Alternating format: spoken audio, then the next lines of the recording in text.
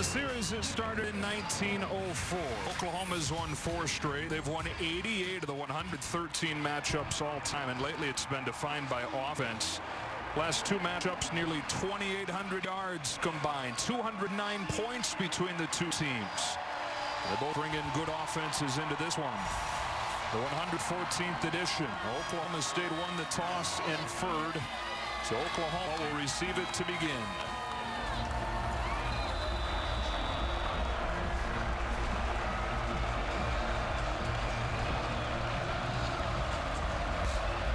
All set, and off we go from Stillwater.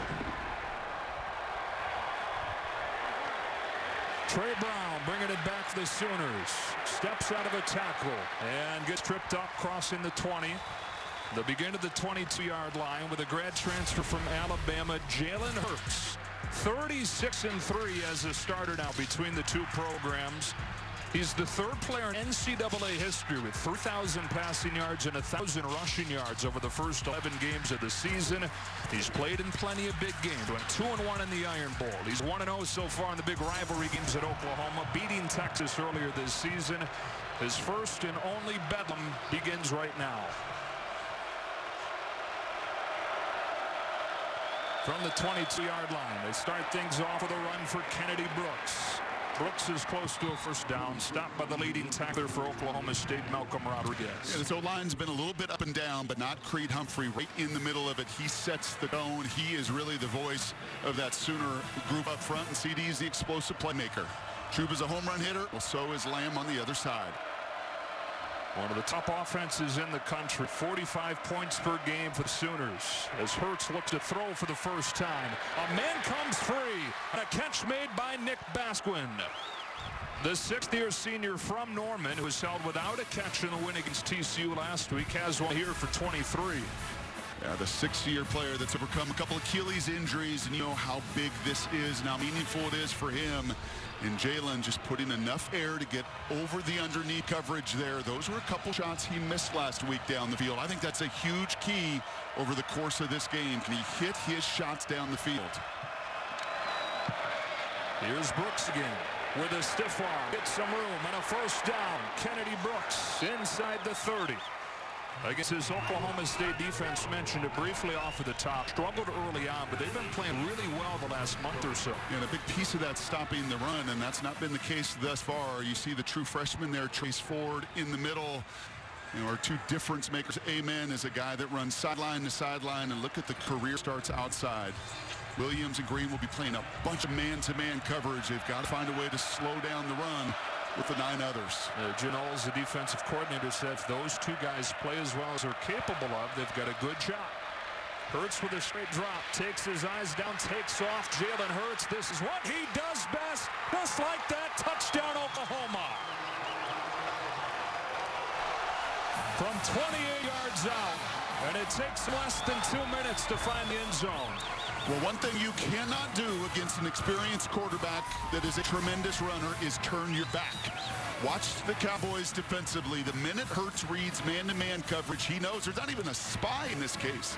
He knows he's got an opportunity to beat one, and he's gone. He's carried it 55 times over the last 2 games as Oklahoma's gone more and more towards a run-heavy attack.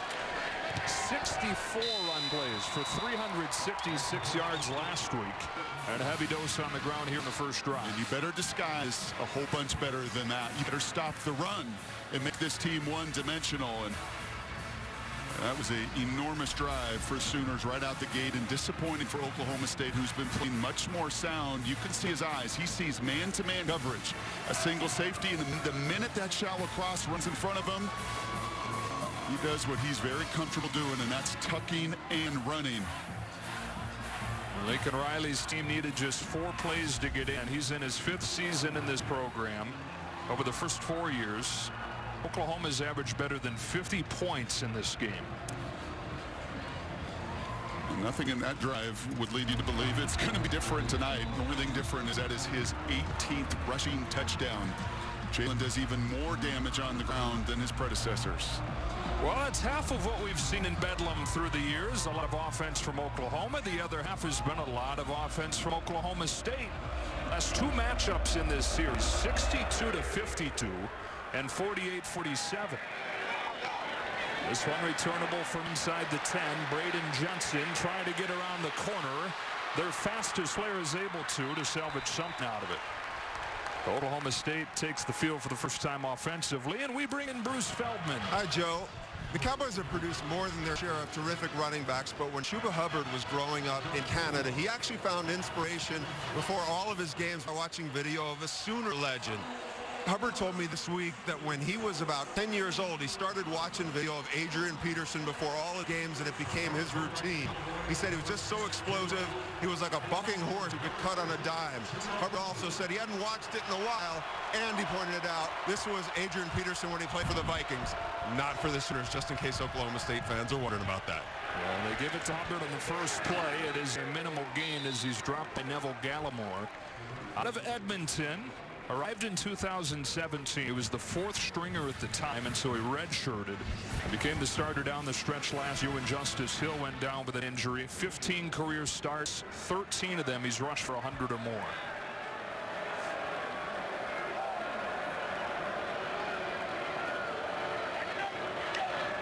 The quarterback, Drew Brown, second start in an Oklahoma State uniform, and he hits hard out of the backfield.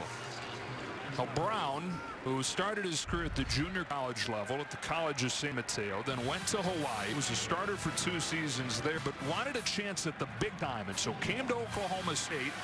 Lost out on the job last year, lost out on the job again this year, and it was looking like his career here was going to come to a close without getting his shot.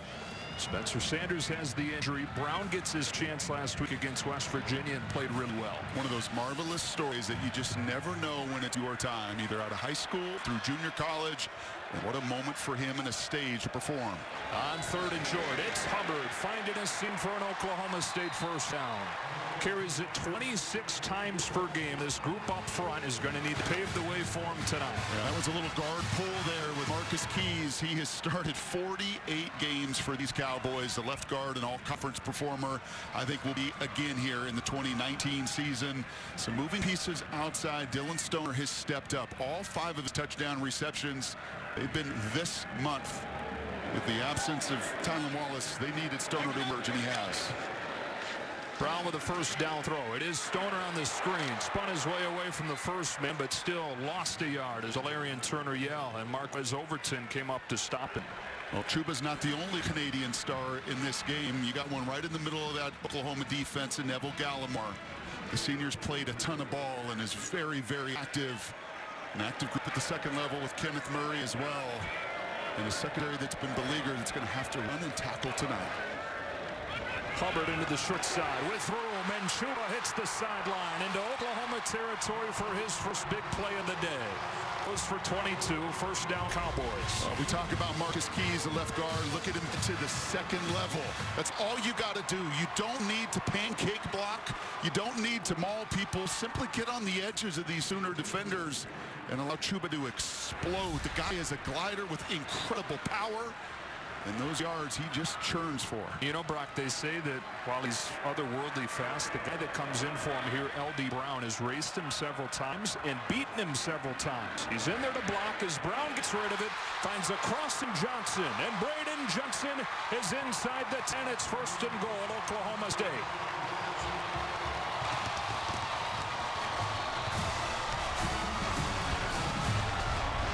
This has been part of the challenge here for Oklahoma defensively. You don't even need good play-action pass. The bat goes the other way. And just too much speed crossing the face there of Trey Brown, the corner, who could never catch up. Braden Johnson, high school track champ in Arlington, Texas. Better than 20 yards per catch this season. Goes for a big one there. First and goal. Here's L.D. Brown stepping away from Radley Hiles inside the 5 to the 3, and it's second and goal. As the redshirt junior from Dallas, who hasn't seen much time just because Chuba carries so much of the load, shows off what he can do. Yeah, and these two offenses are showing off what they're all about. I think I've heard you say track about 4 different times. Get some cinder blocks. Get these guys out there, man. We got some speedsters in Stillwater. Hubbard comes back in on 2nd and goal. Alex Grinch, first season as the D coordinator, has completely turned this defense around, although the last few weeks, I'm not sure what you're going to get, boom or bust defensively. Here's Hubbard. Breaks a tackle, reaches for the goal line. He's in for the Oklahoma State touchdown. And 6 minutes into the game, Brock, Bedlam gonna bedlam, huh? All offense. And a bunch of it on the ground. 3 big cowboy backs, they call them, for Oklahoma State. They block down, they pull around. And as I said, you don't have to be dominant in those blocks. You just simply have to try to get a hat on a hat. And he's not just about speed. He is about power as well, as he's finished so many of those touchdown runs this season. A good block there from Dayton Metcalf pulling around. First time that Oklahoma has allowed a score on the opponent's first drive this season. Matt Amendola on his senior day to attempt the extra point and tie the game at 7. Well, it's been the superstars in this game getting the game's first scores. It was Jalen Hurts on the 4th play of the night from 25, and then Chuba Hubbard from 2 yards out, and it's 7-7, 6 minutes in.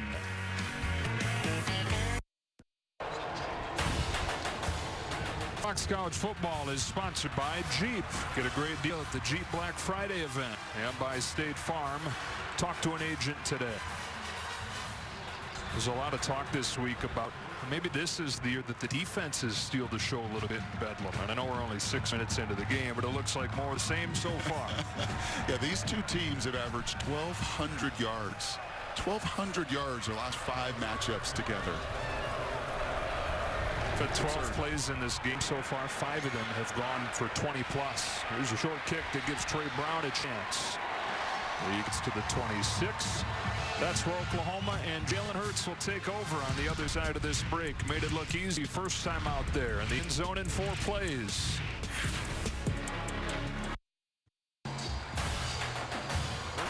Back on Fox College Football, powered by Ram Trucks, built to serve. Comfortable in terms of temperature, sitting at 50 here in the final days of November, but the wind is really whipping, isn't it, Bruce Feldman? It is, Joe. This is the most windy, howling environment we've had this season. By the way, that hairspray that Brady Quinn gave me before the season, it's no match for this wind here in Oklahoma tonight. And as a quarterback, Mike, give you rain, give you cold snow, but the wind is what you really hate to deal with. The worst, especially when it is swirling as it tends to do in this stadium. Ramondre Stevenson into the game at running back for the first time. He takes the fake. Hurts retreating, waiting for somebody to come loose. It's for Willis, incomplete. This is an Oklahoma team, and we mentioned it after their last touchdown, but 64 runs for 366 yards against TCU. And Mike Gundy this week, somebody asked him about this Sooner offense. He said, look, they're a wishbone team lined up in the spread. And Lincoln Riley said he took it as a he wasn't offended at all. He loved the wishbone. A lot of dynamic things in that system for a lot of years in Norman. The motion man is CeeDee Lamb. Hurts under pressure. He gets sacked. First to get there was John Bernard, and it's 3rd and long. Yeah, and this was disguised a little bit better than that opening drive. Bernard looks like he's going to motion out. You're going to see the motion come, and you're going to see Bernard widen here. And I think Jalen thinks he's going to go out with that motion right there, and he does not. Instead, he pins his ears back, and like any great pass rusher, you got to get flat. And Bernard does it. These DBs very active in their tackle for loss and sack game. Jim Knowles, the D coordinator, likes to be aggressive. And boy, wasn't he ever when he needed to most in the final minutes at West Virginia last week. Bringing heat, keeping him out of the end zone in the final drive to hang on 20-13. Hurts given time. He's got Stevenson outside, and the running back has a reception to pick it up, a gain of 24. And you do not see that very often, right? Many times these running backs, they're just kind of out there doing nothing, running 5-yard little hitches or curls. Not in the Sooner system. That is a 15-yard curl by a tailback out there in the very soft zone coverage. I guarantee you, Williams, these 2 corners, did not think that he's going to see a running back on a 15-yard curl. But the Sooners do, and Jalen puts it on the money to move the sticks. Running back who says he models his game after Marshawn Lynch. You ever see Marshawn Lynch run a curl? Here comes CeeDee Lamb in the jet sweep. One of the best big play players in the country. Happens to be our one to watch tonight. Sponsored by Nationwide. Nationwide is on your side. I go back to the Marshawn, and that answer is no. He ran hitches and swings and slants. He had great hands, actually. And so does CeeDee Lamb. Not as many targets as you see, but look at the damage in those touchdowns down the field. And not surprised. He wasn't real involved in the offense a week ago. Not surprised to see him involved early, even if it is in the run game. They missed the Baylor game in concussion protocol. They had a season-low 16 yards last week on just 2 catches. Here's Brooks. And he's stopped by Malcolm Rodriguez. The 205-pound inside linebacker makes it 3rd and short. Do I ever love his story? How many high school quarterbacks do you see? This is a 1,000-yard passer, by the way, and a 3-time champ that are also state wrestling champs. It doesn't happen. He came in here as safety. He grew up into a linebacker, and there's a little bit of a wrestling move as he got behind the pullers and makes tackle to force a 3rd down. Wagner, Oklahoma. 3rd down and 2 for the Sooners.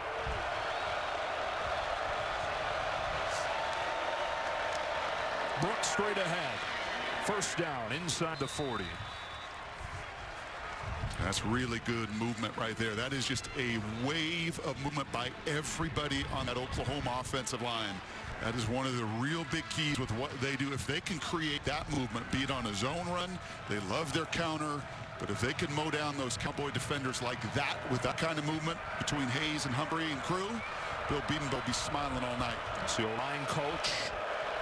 They're considered the best offensive line in the country last year. Had to replace a bunch. Hurts off of the read play, dances into open space and gets close to another 1st down. And honestly, that play right there is why, Gundy says this is a wishbone offense. That's Georgia Tech with a little B-back right in front, leading the way for the quarterback. In fact, Hurts more carries than any of the military academy triple option quarterbacks. He loves to run it. 3 carries already in this one for 35 yards. That old Georgia Tech triple option system, the Naval Academy, their system. There are some similarities with QB run. On 2nd and 2, back to throw. Hurts gets flushed. He steps up and runs for a 1st down with another tackle from Malcolm Rodriguez. But I'll tell you what you've not seen a lot. And by the way, stepping up is exactly what Mike Gundy was concerned about. He wanted lane discipline more than anything else. But look at the different eyes back there, right? You can see that dropper, that spy defender back there, making sure he's got his eyes. That time it was Harvell Peel, the strong safety, not turning your back and allowing number 1 to just run free. But navigating that pocket, the discipline to stay in your rush lanes, a big key that Mike Gundy talked to us about. Gundy's been here in Stillwater 30 of the last 35 years, either as a player or an assistant or as the head coach. Hurts evades the 1st man, but 2 more own shirts surround him, and it's Amen Ogbong Bamiga that brings him down. What a game he played last week in Morgantown. He sure did, and it was the true freshman, Trace Ford, that got in there immediately. Watch number 94 tonight. He's right in the middle. He comes up that A-gap. That is a tough block for Kennedy Brooks right there, but they move him everywhere. And that is what you've got to do to Jalen. You've got to create chaos. You've got to take his eyes away from downfield action. And look at that rush if you want a chance to bring him down. On 2nd and long, they give it to Brooks, trying to get to the outside, steps away from Sterling, turns the corner, and sets up 3rd down and much more manageable. There's Trace Ford that ran him out.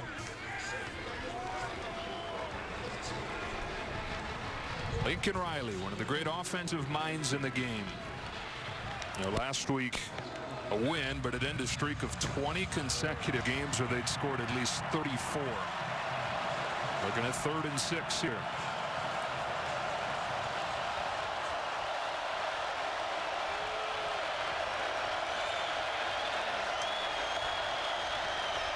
Four options into the near side for Hurts. Oklahoma State brings pressure. Hurts stands in, lofting for Lamb. End zone!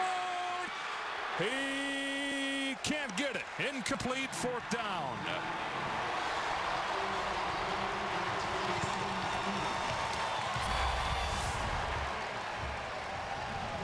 Sterling in cover. coverage. What a job to get that hand in there. I would say pretty sterling coverage. Because Nice. most safeties, Joe, what do in that situation against one of the nation's best receivers? They panic.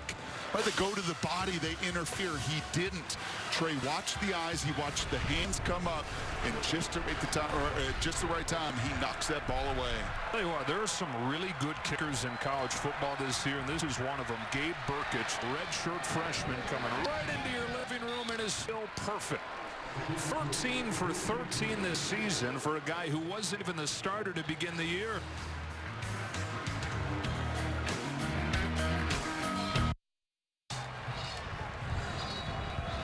Oklahoma settles for a field goal. They lead 10-7. Gabe Burkett stays perfect. That's field goals and extra points this season. Oklahoma is one of the best first quarter teams in the country. They've got a 10-7 lead, outscoring opponents by 99 in the first quarter this year. Yeah, and I think really critical here for Oklahoma State, right? You need to keep this as close as possible against Lincoln Riley. Drew Brown is steady. He's not been in this moment or on this stage much, and you certainly want to still use your superstar, which is your running back. Oklahoma State will have it again. We're going to take a break.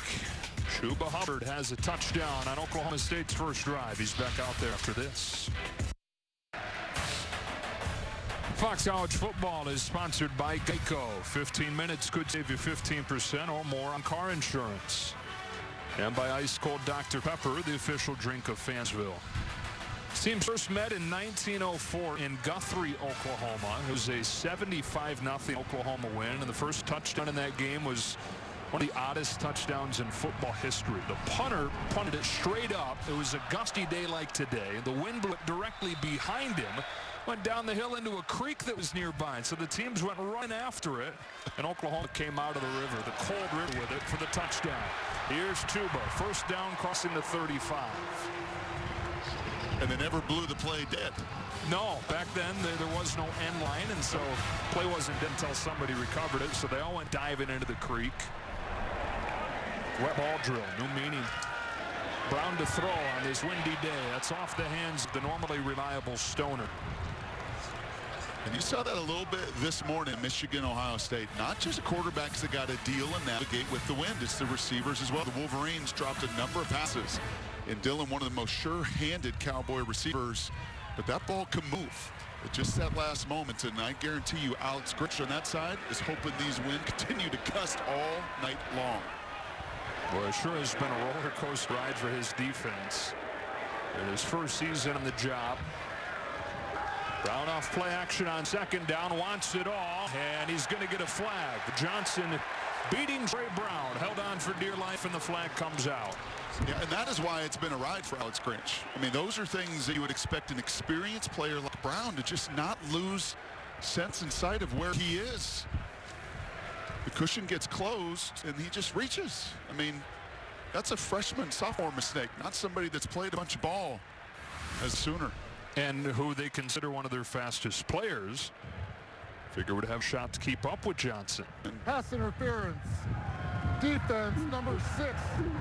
15-yard penalty from the previous spot. Automatic first down. Listen to the wind howl in Reggie's microphone. Yeah, and they put Trey right on the bench over there. And he's a bit frustrated. I think the staff's frustrated. I mean, those are just fundamental techniques that you work on, you got to play through.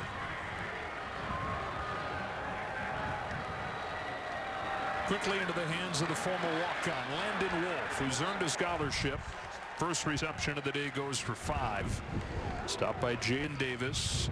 An Oklahoma defense that a week ago gave up just 204 yards. That was the fewest in 2 years, but it comes after they gave up 48 in the loss against Kansas State, 41 in the narrow win against Iowa State, and 31 in the first half against Baylor. And it's a consistency, just series in and series out, right? It's 3 good plays is their messaging repeatedly over this last month.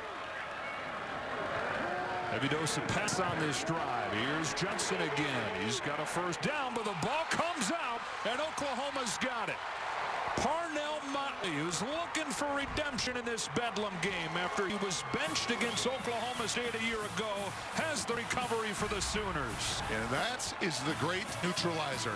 And you're going to see Motley come in and maybe Well, the other veteran on the other side got benched for kind of losing his mind a little bit. Motley does exactly what you would expect to see him to do. And that is with the receiver that has stood up, you go in and you reach and you claw and you tear for that football.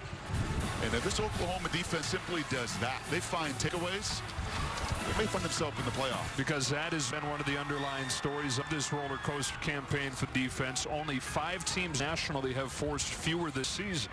And they went a dry spell of, what, 2 months? Yeah. Rip it out there. And I think for Braden Johnson on that side, there's just going to be a little reminder, man, in the magnitude of this game, with all of the emotion and energy, you have got to take care of the football. It is the most precious commodity of all in this building. And for Oklahoma State, they've been so much better at taking care of the ball over the last few games as they've won 4 in a row. Sooners take over at the 44-yard line. Kennedy Brooks gets 3.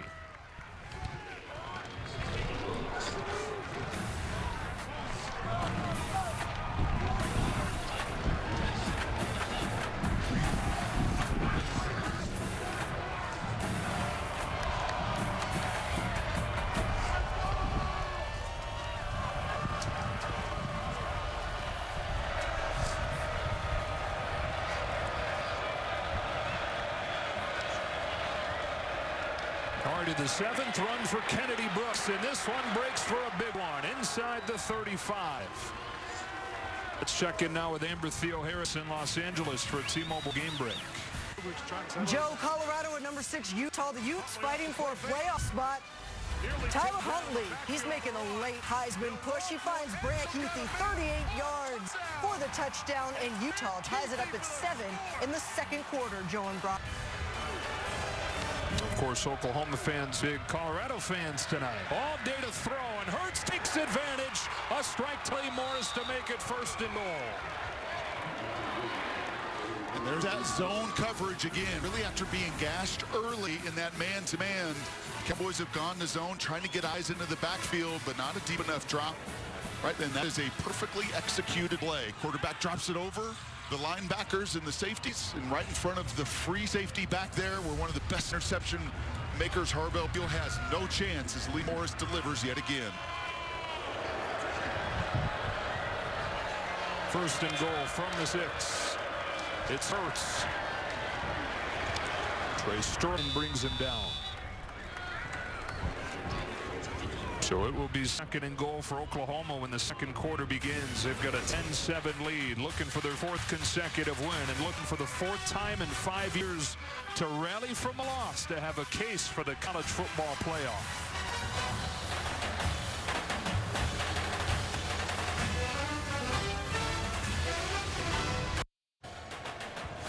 Welcome back to Fox College Football, powered by Ram Trucks, built to serve, as we get ready to start the second quarter in a 10-7 game, and Oklahoma looking at 2nd and goal.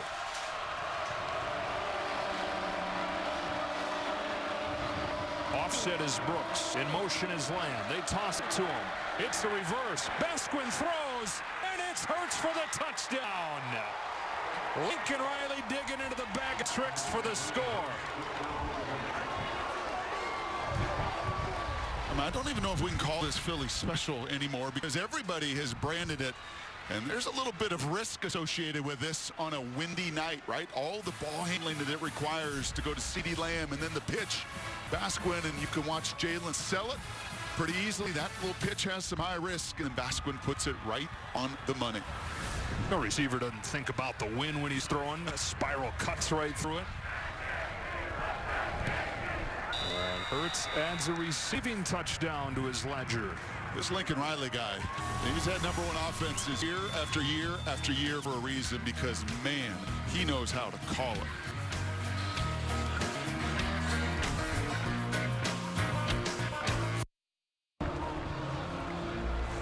(17-7) Oklahoma in front after the Nick Basquin touchdown pass. Jalen Hurts.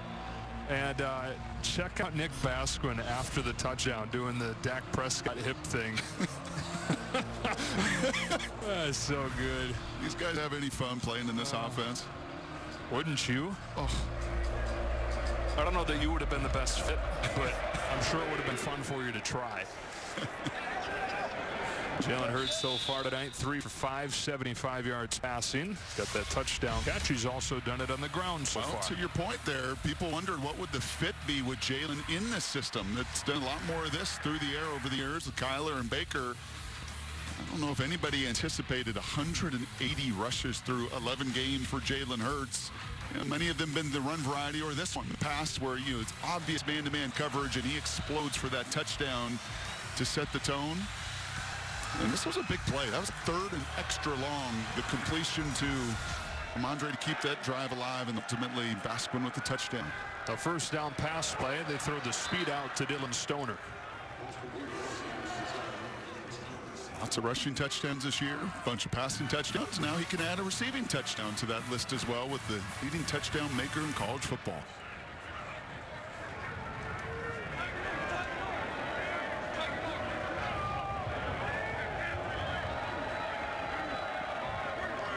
Chuba Hubbard's carried it 5 times for 45 yards so far. He's got it again here. Waits for the hole to develop. Good vision to make a little subtle cut and glide his way for first down. And I think this is really imperative that these Cowboys possess the ball on this drive.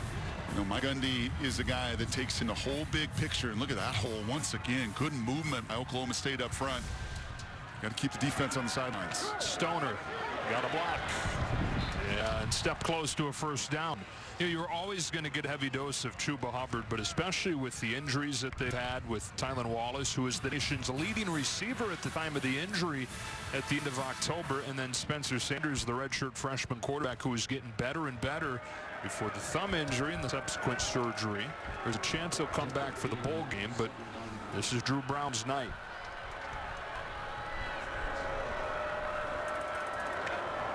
On 2nd and short, they'll let him throw. Dumps it off. Hubbard on a screen as the first down. Boy, they used him more in the passing game than they had all season last week at West Virginia. You got to get him as many touches as possible. I'll say this about Drew Brown. Through 5.5 quarters, he's shown why it was a really good competition through the spring and in the training camp for the QB job. And really, Spencer won it because of his legs, his ability to run. But Drew is a competent player. He's playing confidently, and I see him distributing the ball to everybody tonight. He's 8 for 9. The one incompletion was a drop that was thrown perfectly. Facing pressure here. Scans the field. Now he rolls and gets rid of it. A poor decision, and it's picked off by Parnell Motley. Motley stays on his feet to the 31. Just when we're talking about the good decision making for the senior, he throws it right to Motley. And back-to-back turnovers for Oklahoma State. And have yourself a night, Parnell.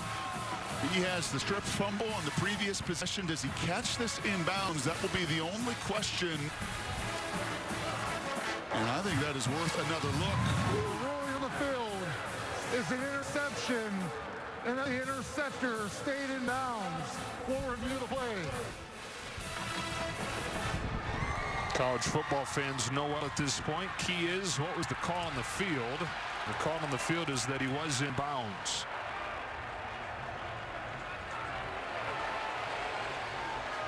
My knee-jerk reaction is that that is too close to overturn. I would agree with you.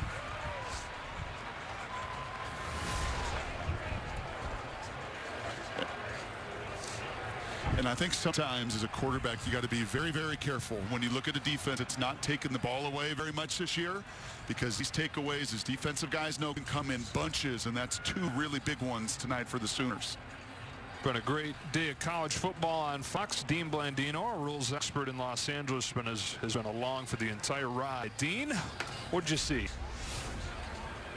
Well, it's a really good stoppage by the replay official, because this is really close. It's that right foot at the sideline. I don't know if we have a look that says it's definitively out of bounds. Remember, they ruled that he was in bounds. It has to be obvious to overturn. This is probably our best look.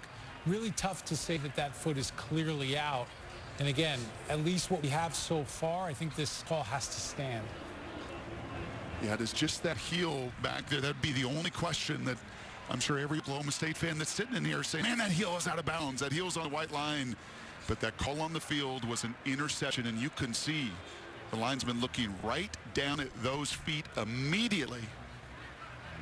We got crystal clear images. We got slow-mo. We got all the replays. But that head lineman's got eyes on it 3 yards away. He's looking at it. And I think because it was called an interception on the field, it will remain. The wind is not good on the mullet. No, and Mike Gundy, said to us, frankly, he was a little surprised how well Drew played a week ago. Simply because he hadn't played in live game action in a few years, right? He was a starter at Hawaii. As far as a starter goes and really taking on the full responsibility of it, he took care of the football magnificently. And that time, instead of airmailing it into the stands, he gave Parnell a shot. And the kid from DC delivered. And how about Parnell Motley? We mentioned in the previous takeaway, he lost his job in this matchup a year ago.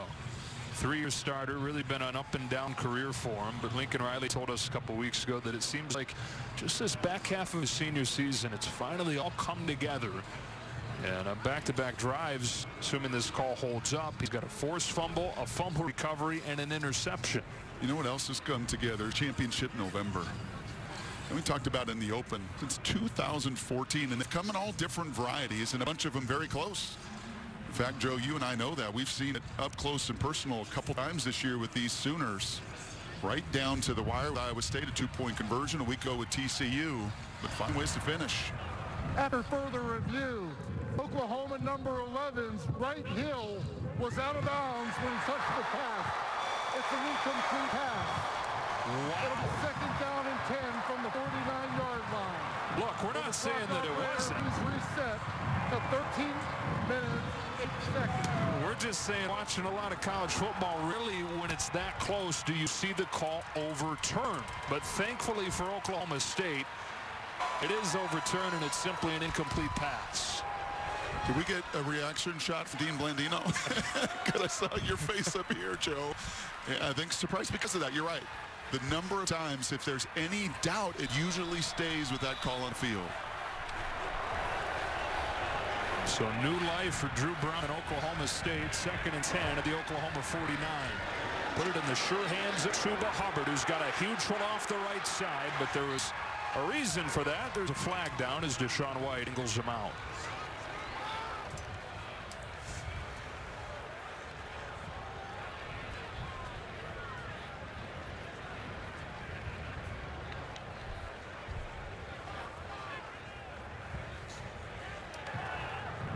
There is no foul on the play for a face mask. It's first down.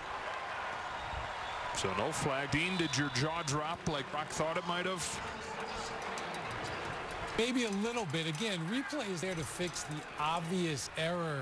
And to me, that's not obvious. It was so close, you want it to really jump out. But again, they thought he was out, and that's the call they went with. Hubbard again sneaks his way through, and he was gone if Radley Hiles didn't get a hold of that foot.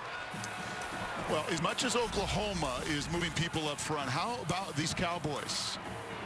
I told you they didn't have to be perfect blocks, but you're getting perfect blocks, right? You're getting Johnny Wilson driving the Sooners into the ground, and those are lanes that anybody, I think, can run through. Already 73 yards for Hubbard, who cuts it against the grain, loses the football, but gets it back as Ronnie Perkins got his hand on it. And it's 3rd down and about 6 or 7. Wow. Wow, wow, wow. A group that has been so good over a stretch here lately of not putting the ball on the ground. Went through some rough bumps earlier this year. They have cleaned it up. That is now 3 different occasions putting the ball in harm's way. And as you saw, it was Radley Hiles, not Perkins. 3rd down, 6. Hubbard checks out. They bring L.D. Brown in. He motions out. Here comes Drew Brown. Drew Brown running for close to a first down, and he's got it. You know what? That's a new little wrinkle here. And Drew is saying, I may not be the runner that Spencer is, but you call a designed QB draw, and you get those linemen down the field, athletic enough to navigate through and understand where the first down marker was. That is his longest run this season. And it converts on 3rd down. 1st and 10 at 25. This feels like Bedlam. Jeez. Isn't it fun? I mean, what an incredible rivalry this is. Here comes a trick play. They saw Oklahoma's, and they're raising them one of their own, but it doesn't work nearly as well as Braden Johnson gets dropped by David Agwebu. I That's a true freshman playing in his first Bedlam, and David Agwebu a huge play to keep containment. So often that active defense, right? And you look out there and these guys move and stunt, and they love to run sideline to sideline. Give some real credit to the true freshmen staying home and busting up that play. Well, it's spread out, but really just two true receivers and then two Cowboy backs that are deployed out wide. Second down, 16. Only a three-man rush. Time to deliver on the out pattern and Stoner.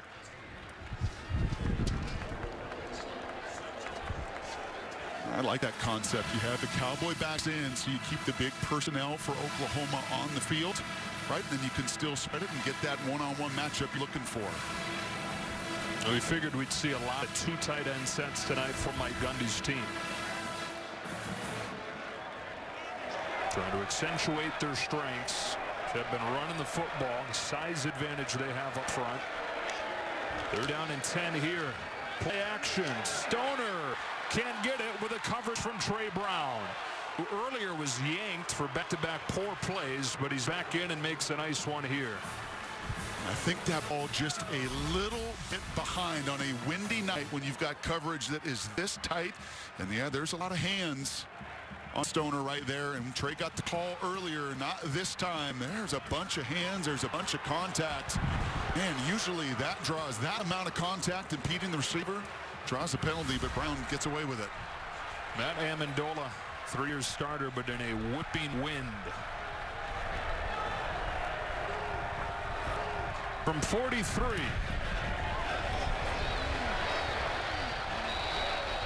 Just enough.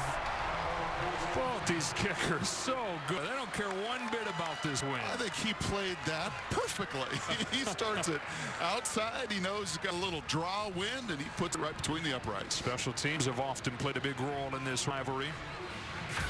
Kickers 2 for 2 combined here in 2019.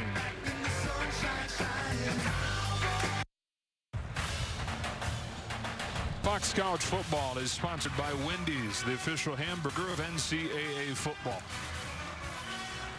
Entertaining start to this one, 17-10. Oklahoma ahead of Oklahoma State. Jake McClure sends this one away. And Oklahoma will begin at the 25-yard line. Time now for the look of confidence, powered by Ram trucks, built to serve, and it's the look of the senior quarterback Jalen Hurts. 49 touchdowns now this season. And we have seen him an awful lot. This is our 4th Sooner game this season. It was with ease early in this year for the entire offense. Get into conference play, gets a little bit more difficult. He leads the biggest comeback in the history of the school just a few weeks ago against Baylor, and it's been hard. But I don't think Jalen apologizes for any of it. And I guarantee you he will be taking on more contact over the course of the game, something he also thrives in. Big, strong, takes a lot of pride, a lot of confidence in that. Hands it off to Kennedy Brooks. Brooks with a solid first down gain, got stopped by Israel Antoine. You know, as we all watched the game this morning with Gus and Joel and Jenny, I thought a really good point early in the game. There was some physical play outside, and they let those Ohio State corners play. And Joel said, hey, man, if you're going to call it that way, better be consistent the rest of the way. Same thing tonight. If you're not going to call that pass interference on Stoner, that's fine. But that strike zone has to remain the same the rest of the night. A lot of pre-snap movement from the Cowboys. Then they drop 8. So Hurts with tight windows to look through. He'll tuck it and run and dive for a first down. Well, part of the reason it went well in the first stretch of the season is this O-line was playing really well. And it was often that Jalen would find himself with that much time in the pocket to survey, to move around, and then ultimately to escape. These Sooners up front are dominating this game. They're doing it with their zone run. They're doing it with their counter run. And you can just see the size and the strength for new starters. It's been a little bit of a roller coaster this season.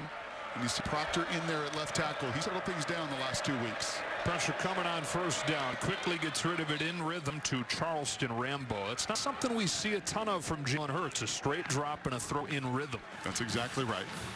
And because I think most of these teams over the last month have tried to take that first one away. But when you're not stopping the run, it makes it so difficult to do that. Right? These Sooners are very, very balanced. Jalen's having his way on the ground as well. And that pocket's been very secure. Looking for CeeDee Lamb. First touch tonight for Lamb. And CeeDee Lamb, a big play machine, rides the block of Charleston Rambo for 24 yards to the 32.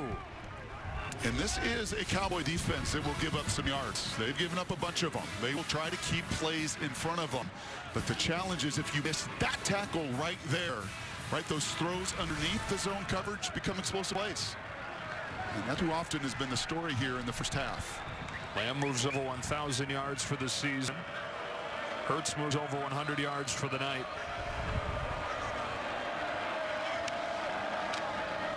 Brooks, couple of blockers in front. Kennedy Brooks with a cut. And another Oklahoma first down to the 16.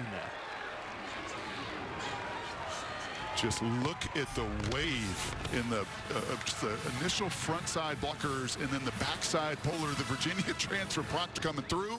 Jeremiah Hall staying on his block. Kennedy likes playing against these guys. 165 yards, 3 rushing touchdowns a season ago in Bedlam as a freshman there in Norman, and he's finding his way tonight in Stillwater. Underrated player. Don't hear a ton about him, but another good season for him. Hurts pulls it. And Bong Bamiga gets the tackle along with Tyler Lacey.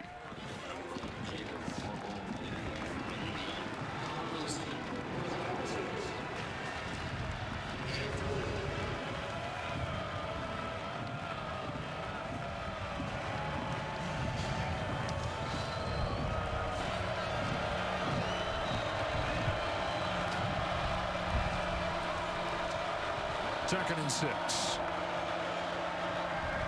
Bubble screen, CeeDee Lamb. Jarek Bernard was waiting for him. A gain of 2, and it's 3rd and 4. Okay, so you play this style of ball, right, defensively? Doing all you can to try to limit the explosive plays, at least downfield. Keep eyes on the quarterback as he runs. Then you've got to get stops in the red zone. Right, you can allow those yards 20-20, but in your building, in a rivalry game, this is where you have to hold these Sooners to field goals. This is where they won the game at West Virginia. West Virginia was 0 for 3, turning red zone trips into touchdowns last week. 3rd and 4. And 4 options into the short side of the field for Hurts. The lone man to the top, CeeDee Lamb. One-on-one.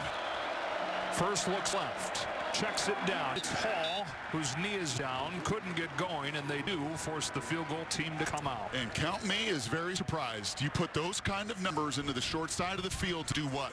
To leave your star player all the room in the world. That will CeeDee Lamb to the top of the field, and you go the other way. Didn't even look up there. And that's nothing against Jeremiah Hall. And he's got 3 touchdowns this year, and he's more than capable. But I've got CeeDee Lamb in a 1-on-1. I'm looking his way. Okay, Burkett already hit from 43. Here he is from 27.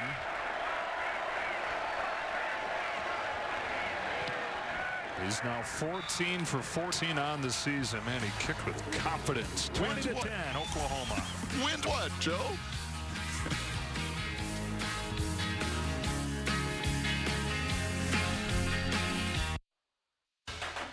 I'm Mike Hill coming up on the State Farm halftime. Justin Fields and J.K. Dobbs had a field day in Ann Arbor. Highlights from a thrilling Iron Bowl, plus Oklahoma State going head-to-head in a Bedlam battle.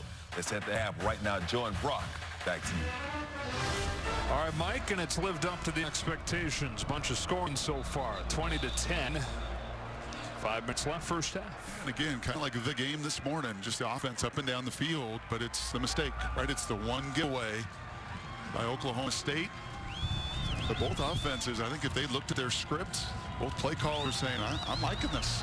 Chuba's having lanes to run the ball, and we're distributing the ball fairly well to everybody else. And for Lincoln Riley, run, pass, just about everything available to him in this first half.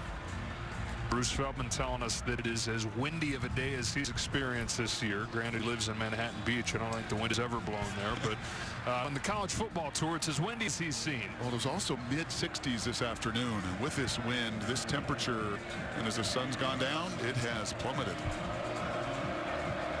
Eddie Hiles comes to hold it. And Burkett sends it away. Johnson with the juggle will bring it back from the goal line. Morris is waiting for him. Good special team work by Oklahoma. Time for a game break now. Joe, we're keeping an eye on number 6 Utah hosting Colorado. The Utes fighting for a playoff berth, and Tyler Huntley finds Brant Keithy 77 yards in the end zone. Utah leads 17-7 at the half. Joe and Brock. It's a guy that is now on Bruce Feldman's Heisman list. And that is a team that many of the Sooners, I'm sure, are watching tonight. They're fans, or at least keeping an eye on that score watching this game, because there's been some help around the last couple weeks. Oregon losing last week, Alabama going down. That tunnel vision of just championship November focus, it's worked well the last few years. The pieces are falling the right way right now. Drive begins from the 20-yard line. Chuba Hubbard with a ball from Jelani Woods. That's stacked up by Caleb Kelly. College football playoff rankings and the results so far today. First question is, if Utah wins the Pac-12 championship over Oregon, if Oklahoma wins this game and beats Baylor next week, which one of those two teams gets in? They'll begin on second down. This time Overton hit him at the line of scrimmage, and he settled for a gain of 2. Pat Fields finished him off. Resumes matter, eye test matters. How do you play? How's your defense play if you're Oklahoma? You know what you can do offensively, but the last month, that defense, you've had no game control because of it. Utah's been dominant. Really, since that USC loss, they've throttled just about everybody and have been suffocating defensively. 3rd and 6. Brown throwing the slant, an adjustment and a first down for Jordan McCray. And the transfer from South Alabama on his first touch tonight goes for 15. That's a big play right there. That is a big play, and that is a nice dart from Drew Brown, the quarterback. Just a slant here. You're going to get one-on-ones against this scheme. Look at the safeties. Look at the people committed to stopping Chuba. So you will get one-on-ones outside. The ball just whizzes by the hands of Kenneth Murray there. And if you're a receiver for Oklahoma State, after that last possession, Dylan Stoner and crew, you know one thing. This is going to be physical. And you got to use your big body to get in front of these undersized corners.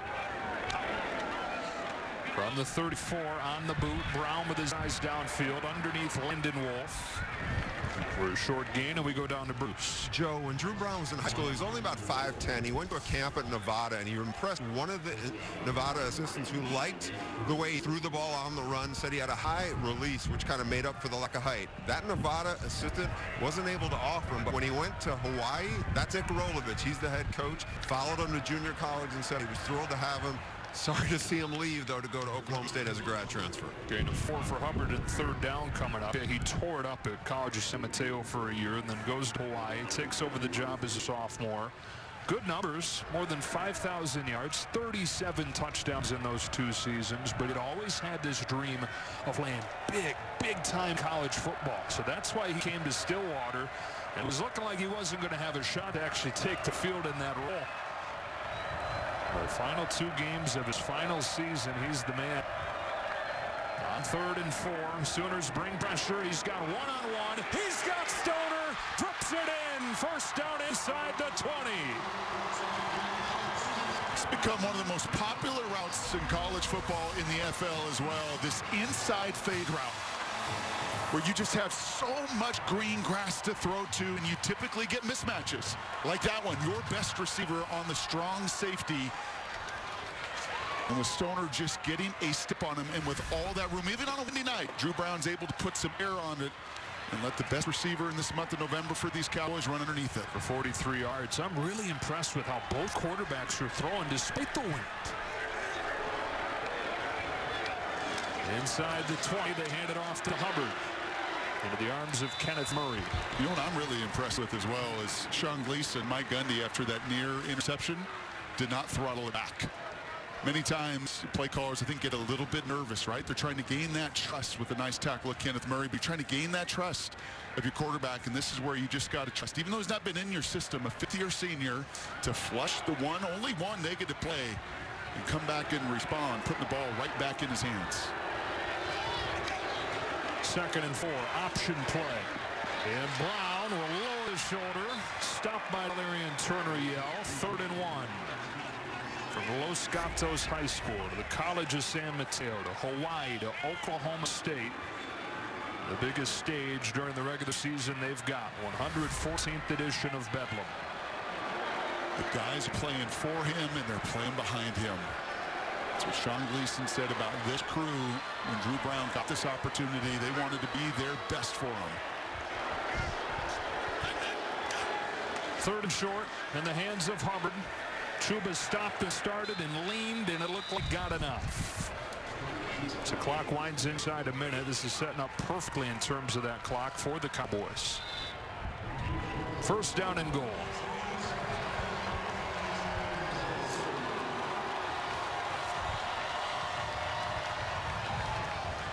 Look at that hair just blowing. Oh, man. Looks like an ad for Pantene, something. All 3 timeouts left for Oklahoma State. Down to 30 seconds. Stoner motions across the formation and now comes back. Hubbard gets pulled down by Nick Bonito. And now Oklahoma State uses the first of those 3 timeouts. We'll take it with them with 22 left.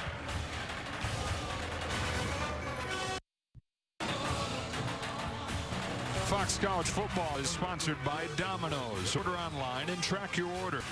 And by Geico, 15 minutes could save you 15% or more on car insurance. Coming up in just a moment, Mike Hill, Dave Wannstedt, the State Farm Halftime Show. Where are you looking here? Well, there's been a lot of Dylan Stoner this month, but as much run as they've had and as effective as that can be, you've also got some big tight ends. Jelani Woods is 6'7", right there in your screen, number 89. A little bit of play action, use some of the bigger bodied, possibly tight ends. And there is size advantage on the perimeter as well. Got the 6'6" Jordan McCray to the top of the screen, one-on-one against the 5'10" Jaden Davis. He's looking in that direction, throwing the slant to him. McCray inside the 5 and yanked down by Murray. They'll use their 2nd timeout. A couple nice slant and breaking routes by the transfer from South Alabama. It's making the most of his Bedlam experience too.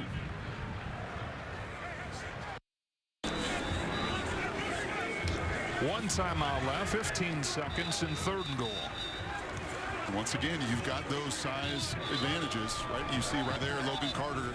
He's the other big Cowboy back. He too is a 6'6" receiver. So you got a bunch of size advantages if you want to go there. I'll tell you what else. The 3-yard line. Chuba's not out of the equation, right? That's not a bad option too. Kind of puts Oklahoma between a rock and a hard place, having to respect it. They pack it in tight. Flags fly. Perhaps so much for that option. False start. Offense, number 90. 5-yard penalty. 3rd down. That was Brandon Cassidy, Yeah, or Braden Cassidy, a defensive lineman who would also come in. He's right here in that movement, and you said it right there. He's a D lineman, and when those D linemen for Oklahoma moved pre-snap, which is what they do, took advantage of the tight end. So they spread it out again. 3rd and goal from the 8. They still hand it off, and Chuba's going nowhere. Surrounded by Sooners. First man there was Ronnie Perkins. Cowboys will use their final timeout, and the field goal team will take the field. That's a long ways to go with all of that humanity between the tackles. Credit the Sooners for making the stop. Yeah, both of these offensive lines in this first half have created a lot of movement, but they can't do it here to Ronnie Perkins. Ultimately, as a D lineman, you got to defeat your block. You got to win that one-on-one situation.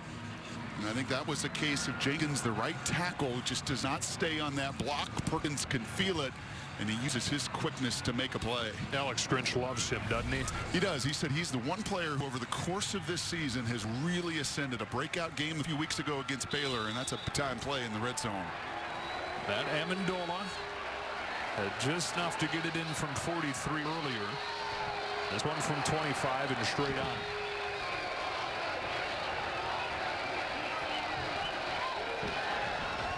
Hawks through. And Oklahoma State is within a touchdown as this game goes to halftime, and the Cowboys will have it to open half number 2. 20-13. We get you to Mike Hill and Dave Wannstedt in Los Angeles for the State Farm Halftime Show.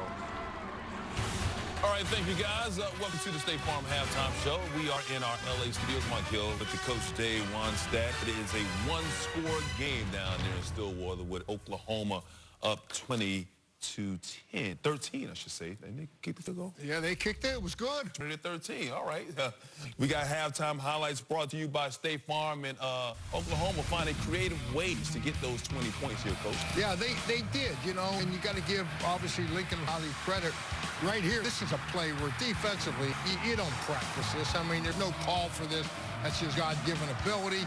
And then they come up with the trick play. I like where they called it on that side of the field, a little throwback to Jalen Hurts. So it was two nice plays, but I look at it from the other side. If I'm the defense coordinator at Oklahoma State, I'm grabbing my guys in there, Mike, at halftime. I'm saying, hey, guys, they scored one play on a scramble, and they scored one play on a trick play, okay? Put that aside. From just stopping and handling their offense, we're doing a great job. So let's just keep playing like we're playing. You know, don't get hung up on that stuff. And then I agree with what Brock Ewart said. You know, Mike Gundy needs to keep giving the quarterback, Drew Brown, he needs to let him keep throwing the ball to be balanced. I mean, last week was his first start. In 2 weeks, the guy's completing like 78% of his passes. Yeah. Let him throw the ball, be balanced. Good half for him so far, 14-17, 129 yards. He actually has more passing yards than Jalen Hurts. Chuba Hubbard, 79 yards at the half. Catch it, too, for a touchdown. Yeah, and for Chuba, some good runs. Not yet the home run, but, man, those yards after contact. That's been his story this season. Over 1,100 of his yards have been after contact. Those on tackles are not going to work. You've got to bring full force. 79 yards in that first half. Continues his streak of now 10 consecutive games with this rushing touchdown. And those two stars will get ample opportunities in the final 30 minutes, too. First opportunity will belong to Chuba Hubbard and the Oklahoma State offense. Got the field goal on the final drive of the first half, and they'll have it here to begin the second half. Looking for their 5th consecutive win. Looking for their first Bedlam win since 2014 and trying to derail Oklahoma's playoff hopes. Sooners at 10-1, number 7 in the latest rankings, and trying to rally again from a loss to reach the college football playoff. One other thing that stands out is both these quarterbacks were so efficient. It is gusty. It is blowing. It is only picked up over the course of that first half. And you'd never know. No. I mean, they do have the advantage of practicing in it. It can be awfully windy here in Oklahoma, but both quarterbacks, both kickers, have not let it phase them. Hurts 7 of 9, Brown 14 of 17. Here we go with the second half. And a touchback. Here's Bruce. Joe, I just talked to Mike Gundy, and one of the problems he said they're having is that Oklahoma GT play. He goes, we got to do a better job with it. I said, well, isn't that their bread and butter? He goes, it really is, but we got to rally. We got to find a way to get over the top. If we can do that, I think we have a good chance of slowing them down. On the other side of the field, Lincoln Riley said he's really happy with what his defense has been doing. He said they're playing hard, they're playing aggressive. He likes it, and he just is hoping that they can do a better job in the red zone as far as their own scoring opportunities. All right, Bruce, his second half begins at the 25-yard line. And it is Chuba Hubbard, stopped by Kenneth Murray, but there's going to be a face mask here. And while they sort that out, he mentioned the Oklahoma GT. What is that? Yeah, that's that guard and tackle pull. It's what they love to do, and you will see more of it. And I think you're right. You're going to get a face mask here. And some conversation about it, actually.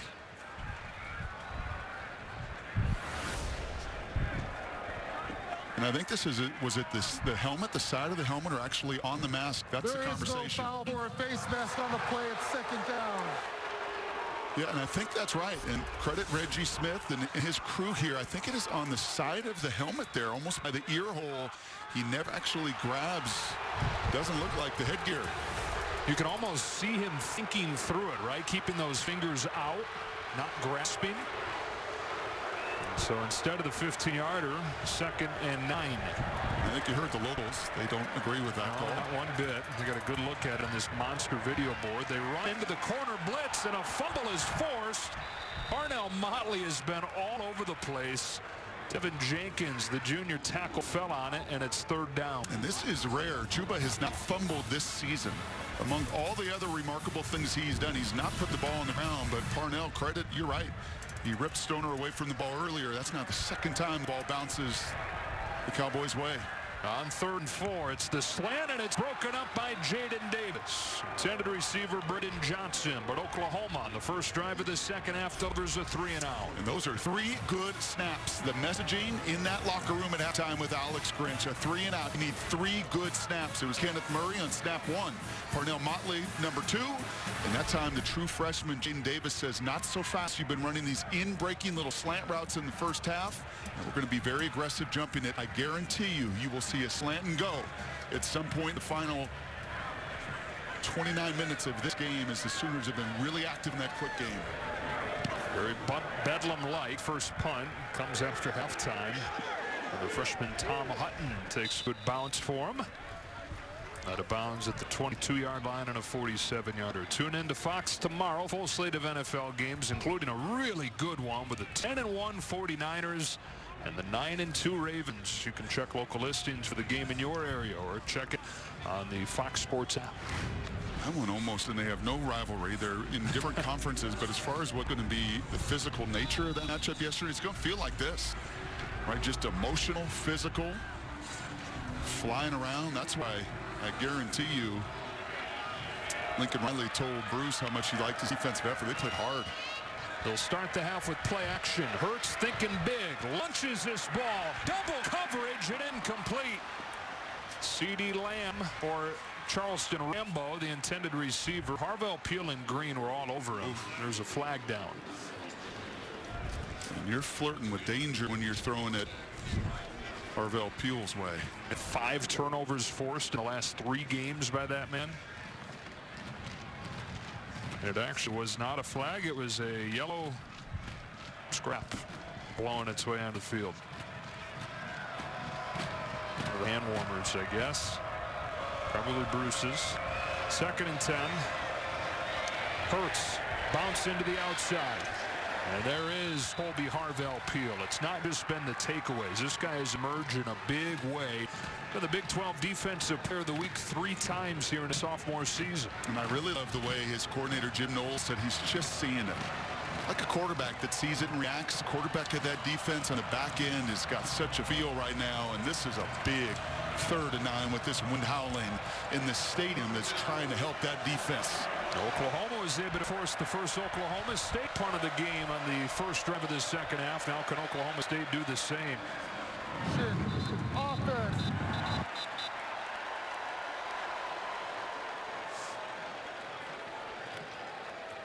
Illegal substitution, 12 men in the formation. Offense. 5-yard penalty, 3rd down. Going to be 3rd and 14 instead. And that doesn't help matters coming out of the second half. Lincoln Riley's looking at that call sheet. He's got a lot of stuff that works, but it gets much more difficult in these windy conditions in this down and distance.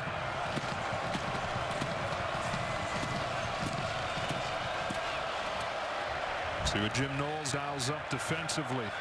10 men stand, trying to make the picture a cloudy one for Hurts. He rushes only 3, so Hurts will have time. He steps up in the pocket. He scans the field. He's running out of time and sacked. 3rd time today that Oklahoma State brings Hurts down in the backfield. And it was the true freshman Trace Ford. And this kid is going to be a good one in Stillwater. He never, ever gives up on the play. You see 8 guys in coverage, 8 eyes in that backfield, including the 9th. Really with that spy on Jalen to make sure he had nowhere to go. I think the coaching point, if you're going to see this in these 3rd downs to Jalen next time, is you got to just go. Just trust it and pull that ball down and do the damage with your legs. Reeves Munchau with his first punt. It's a good high punt and fair catch from Stoner. And a lot of times it's cliche to talk about halftime adjustments, but clearly the defense is adjusting and coming up with their first forced punts of the game.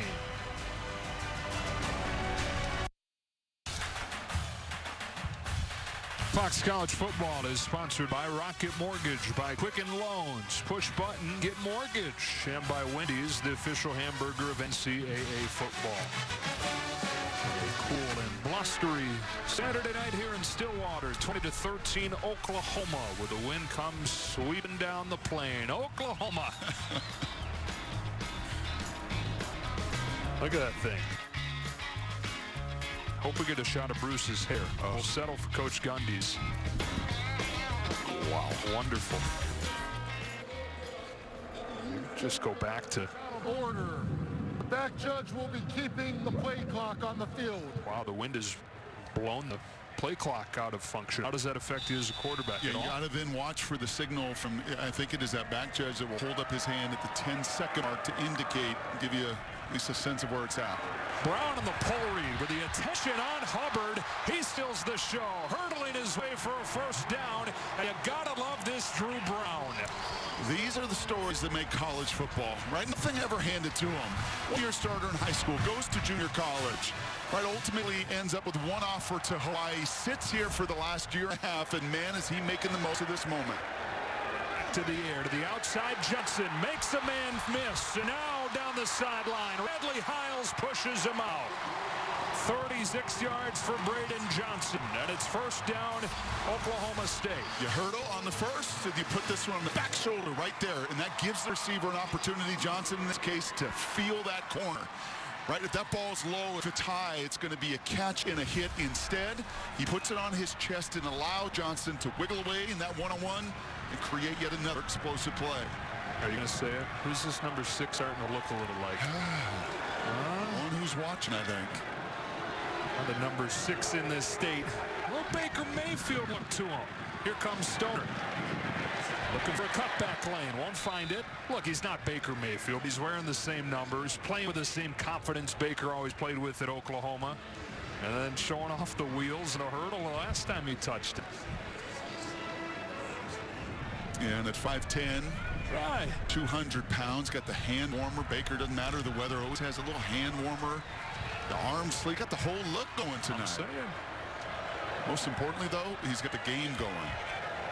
Second down, 11. He's back to throw. It's a screen that was read beautifully that time by Nick Bonita, the freshman rush in, and it's 3rd and 11. Yeah, and that actually is a really smart play. Right, just avoid the negative. It's a screen. There's going to be men downfield, and they cover Jelani Woods. He's the Cowboy back. He's the guy that they were going to feature down in the red zone. Third down. And credit Nick Bonito. We've seen it from Arroyo. There's the discipline of those edge defenders for Oklahoma doing their job. Cowboys 5 of 8 on 3rd down today. Here's 3rd and 11.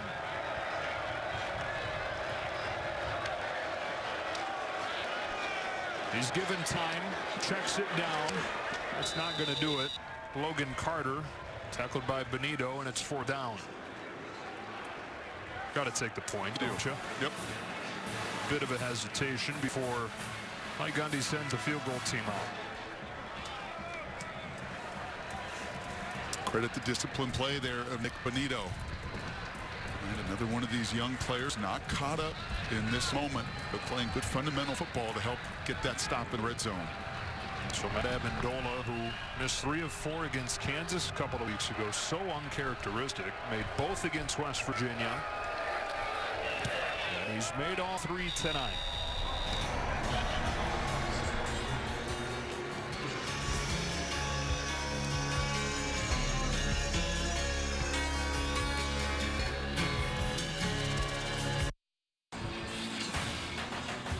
Fox College Football is sponsored by Progressive Insurance. Hand off big savings to you. Could we be headed for another tight finish in Bedlam? 3-man rush, steps up, fires over the middle. The pass is caught by Tyler Wallace in the end zone. Do you go for 2 or do you go for the tie? Rolling right, looking, throws, and it is incomplete. The Sooners survive Bedlam.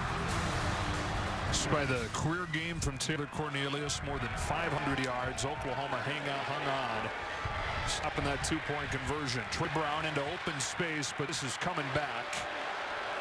Brown lost it out of bounds. This is going to be very poor starting field position for the Sooners.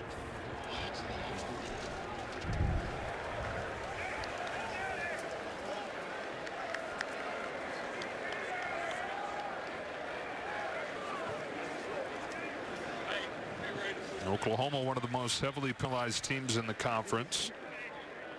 Pretty clean game tonight, both sides. This would be just the 4th penalty. During the return, holding Receiving team, number 7. Penalized half the distance to the goal. First down. And you could see Trey on that return at the very end, right? Like a center fielder in some of those windy conditions, just having to adjust in the last second. Right, we were talking to Bruce there during the break, and he said that deep ball for Jalen, he tried to launch it into the wind, but I am telling you, it is playing and is going to play a role, I think, in some of the decision-making in the special teams phase. Some of those shots down the field, your willingness to take them, and my hunch is this drive is going to start on the ground and be dominated on the ground. As it often has been the last few weeks for these Sooners, coming off a game where they ran it 66 times.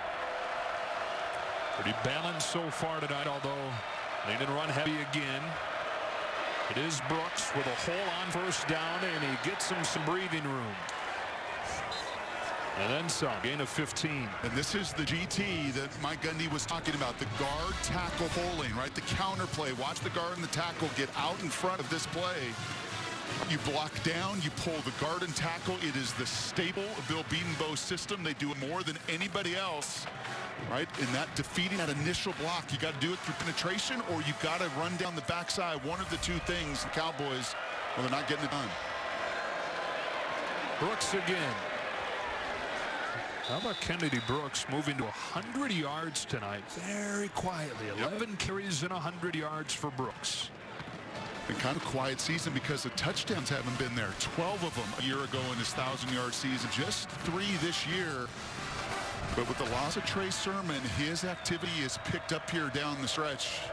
And he's shown the threat he can be as well. Mentioned earlier, 165 yards and 3 touchdowns against Cowboys last year, and having another big one here in Stillwater. On 2nd and 8, he's got it again, hits the hole hard, and gets stopped by Tyler Lacey. It's 3rd down.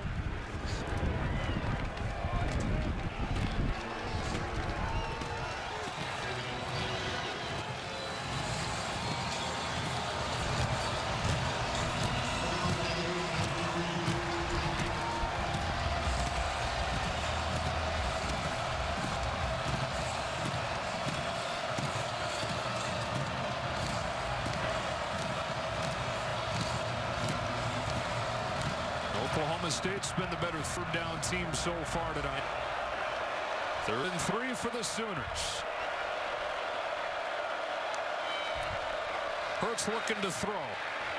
He's given time all day. Now it starts to break down. Hurts in trouble, able to sneak through and get a first down. Somehow to extend the drive. Well, I'll tell you, he said in rhythm earlier in that first half. In rhythm, he should have thrown the swing to his left. He never gets there in rhythm.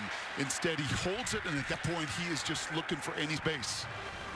And as powerful and as strong as he is at 220 pounds, he's got a way of just finding the will to move those chains, why this team is so good on 3rd down. One of the best in the country. On 3rd down this season, above 50%.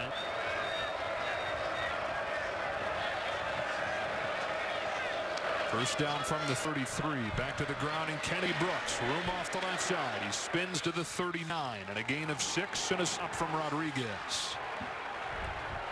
So the bodies crash into the ground after the play.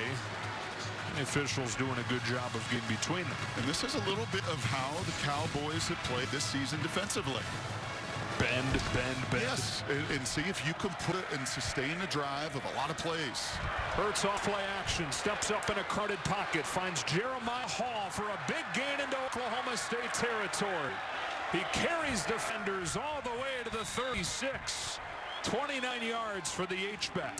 I said to you earlier, he had a little swing route that he could have got to early on that 3rd down progression. This time he gets through his read quickly, and he puts the ball in Hall's hands, who knows how to do damage. Speaking of quickly, they're right back on it. In rhythm to the sideline. CeeDee Lamb against A.J. Green. Close to a first down. We have watched these Sooners a bunch, and it really is amazing. If they can just get completions for Jalen, right, just get the ball out of his hand if his first option is there, or if he can quickly work through his progression. This team is different. I mean, they are almost impossible to defend in that way. It's when he holds it, right, that this offense seems to bog down. A few times tonight he's held it a little bit too long. Oklahoma State's got 3 sacks. Brooks bounce into the outside, using the speed to get the corner. Angled out by Sterling. First down at the 11. There it is again, that GT concept, that counter play that is just give Oklahoma State fits. You pull the guard and tackle around. The adjustment others made, Baylor, Iowa State, they've been chasing, either chasing from the backside or, as I said earlier, puncturing that front side block.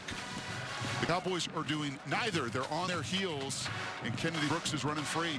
Behind Proctor and Hayes that time. 40 yards on this drive, drawing his total on the night to 122. It's Brooks again. Behind Proctor again. So there's a slight adjustment, and there's a 4 down front. Right, just putting an extra body there on line of scrimmage because the same play is coming right at you, and I love that from Lincoln Riley. To me, the best coordinators are not the ones that always get too cute. If you're having success, keep calling it.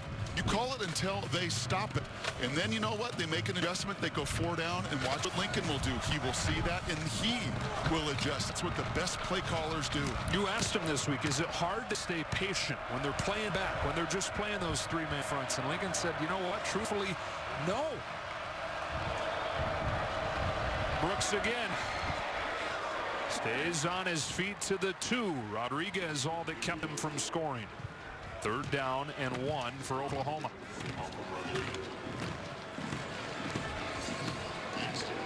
This is where this stadium has to create some havoc.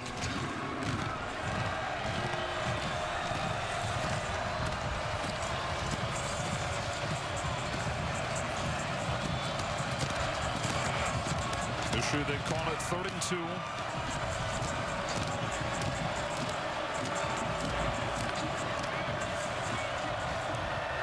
Oklahoma State given time to sub because Oklahoma changed personnel.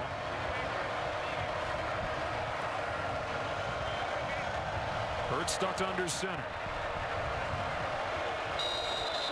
And a timeout for Lincoln Riley. Ran all the way up to the line of scrimmage to get that timeout in.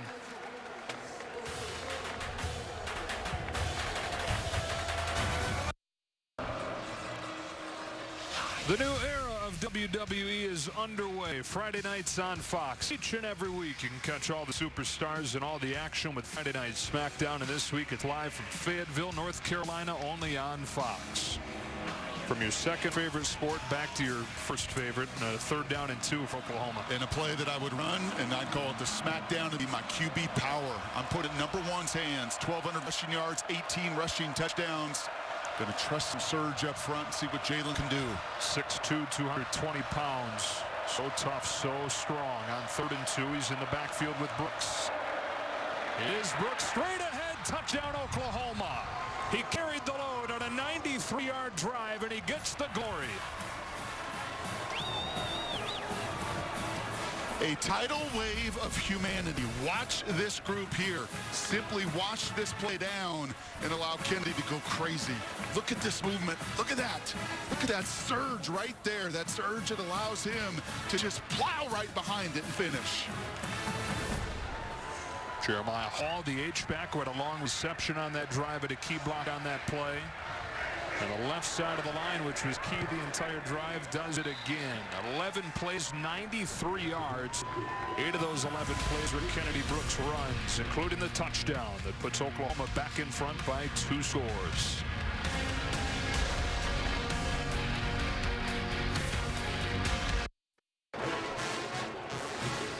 Kennedy Brooks now, Brock, 17 carries and 133 yards. Gets his first touchdown there to cap a 93-yard drive. We said it'd be on the ground. 9 of the 11 on the ground. 8 of them Kennedy Brooks. And when you get that kind of movement at the point of attack, Bill Bedenbaugh's group right now, those 5 are dominating. Cowboys are just catching defensively, catching that run game.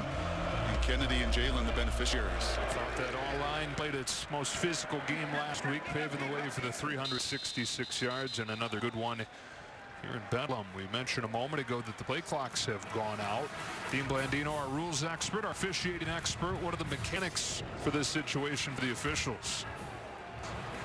Yeah, so the back judge is responsible for the play clock, and that's the official in the middle of the field, the deep official in the middle of the field. So he will be in view. The quarterback can see the back judge, and the back judge will signal with hand signals to make sure that the quarterback knows there's 10 seconds, there's 5 seconds. You can see him looking at his watch, and he will signal to make sure that everybody knows how much time remaining.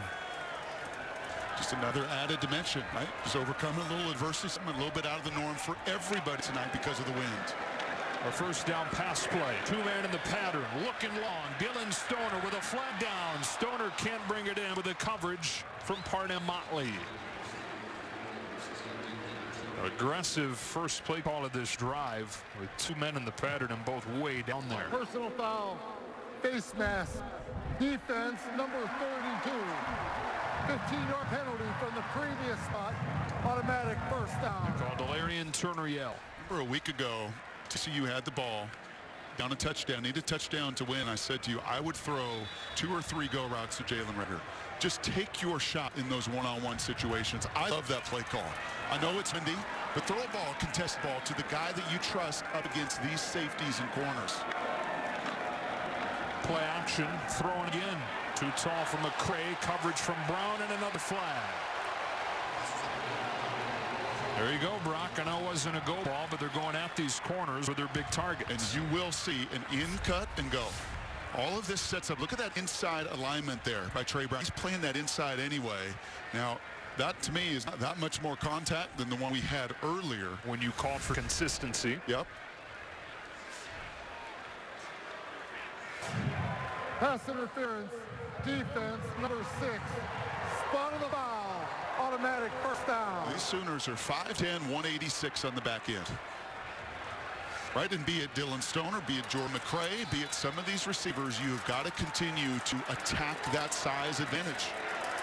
But to still have the nation's leading rusher in Chuba Hubbard. Takes the fake here. Sidearm swing, and it's McCray. Beating Motley, dragging him for a first down. With the attention on Hubbard, perhaps. Continue to wing it through the air. McCray has it for a first down. 6'6", $190, so he's lean, but he's long, and he's using that frame. And I love this aggressive mindset from Sean Glisson and Mike Gundy on the side. Got to be getting to the point where you've got to trust Drew Brown wholeheartedly. He's 18 of 23 for 184. But it's also getting to the point where this pass can help set up some of those running lanes too. Who would have thought you'd be saying that with his personnel? Pretty crowded box here. Plenty of blockers in there for Oklahoma State. Giving the way for Hubbard. Maybe get 4. But look at that last before the snap. There are 9 Sooners on the line of scrimmage. And this wins. Alex Grinch is daring the other side, and Mike Gundy and crew to keep throwing it. Right, this is a defense that loves to have their safeties involved. They're a real quarters-based defense. Right, that means those safeties do come down, and it puts those corners in one-on-one situations on the outside.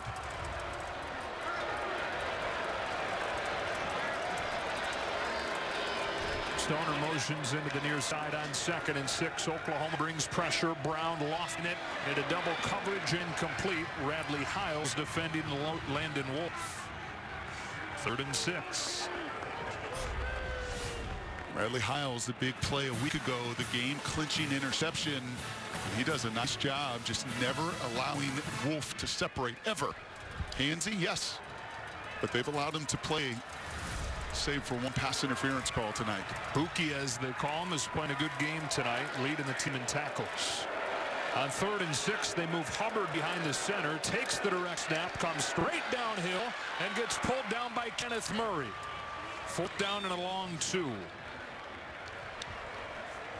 The minute 40 and counting in this 3rd quarter on a very windy night. They'll keep the offense on the field and bring 2 more tight ends in. And that was a good play by K9 to sort through traffic and make that tackle. I do think with these conditions and in this wind and near in the 4th quarter, this is the right decision. Converted a couple 4th downs last week. And good on 4th down all season. On 4th and 3, it's play action. Brown retreating. Throw into the sideline, incomplete. And Oklahoma comes up with a stop. David Aguayo was all over the intended receiver. He sure was.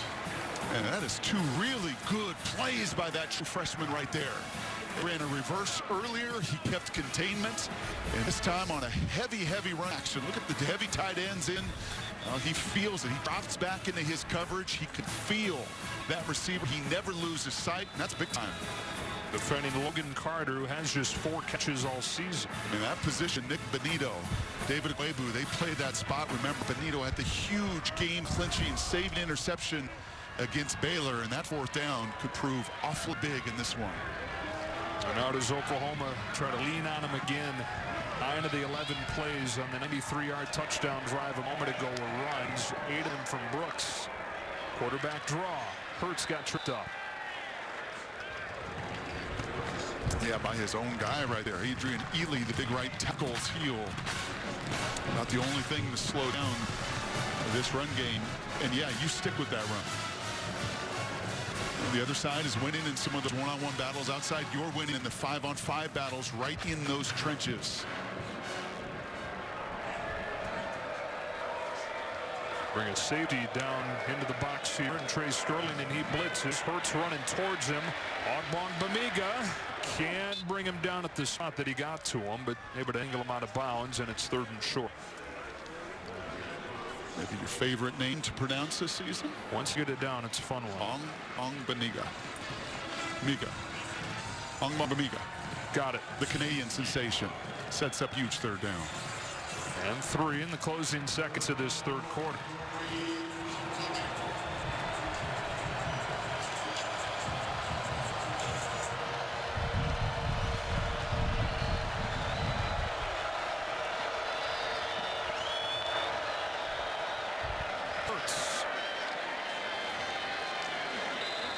He's got enough. And the final play of the 3rd quarter is a 3rd and 3 conversion for Jalen Hurts. Oklahoma up 2 scores, and with the ball to begin the 4th in Bedlam when you come back.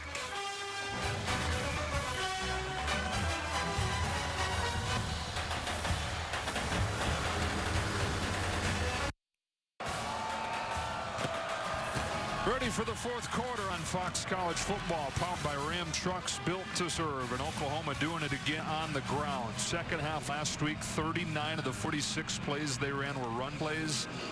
3rd quarter this one, 14 of their 17 plays run plays. And they begin the 4th with a bubble. Charleston Rambo, who gets absolutely pummeled by Trey Sterling. A flag flies. And it makes you think targeting. Defenseless player. Personal foul. Targeting. Defense number 3. The previous play is under further review. Defenseless player clearly in the act of catching the ball. That becomes about forcible contact to the head or neck area.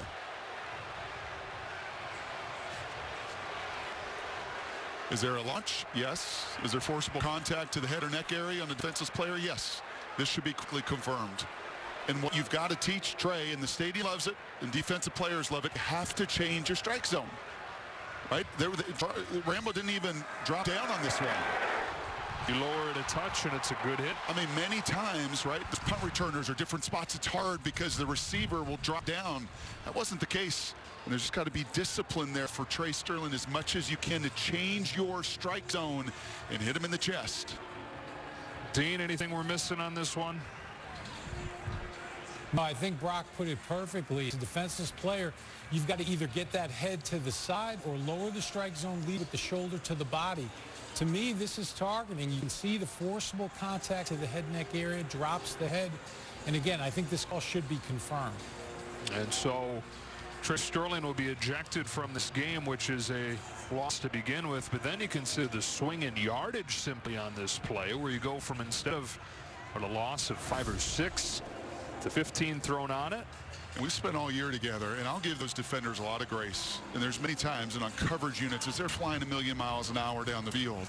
But in that case, where the play is right in front of you, and you know you get a chance to tee off, everything in this game is teaching you to change your strike zone, to lower that, get the head out of the way, lower your shoulder into the chest, avoid that head or neck area. And those are the exact kinds of plays that targeting was invented. The call was invented to try and prevent. Now, we thought earlier that an interception was going to stand. I'm surprised it's taking this much time from the booth. After further review, the ruling on the field of targeting is confirmed. Number 3 is disqualified from the game. 15-yard penalty from the previous spot. Automatic first down. And I know for decades and decades and decades at Bedlam, this was not a penalty. It was celebrated. It was on highlight reels. You can still hit that receiver really hard. You can still create a negative play. You just got to try to have the discipline to lower that hit. So they lose Sterling. The field is flipped to the 47. That is a turnaround of 20 yards on that penalty. Already up by 2 scores. Oklahoma looking for more.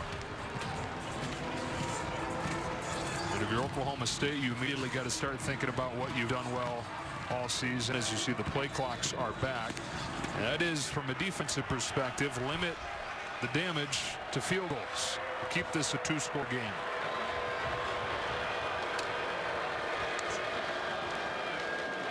Been a big night for Kennedy Brooks.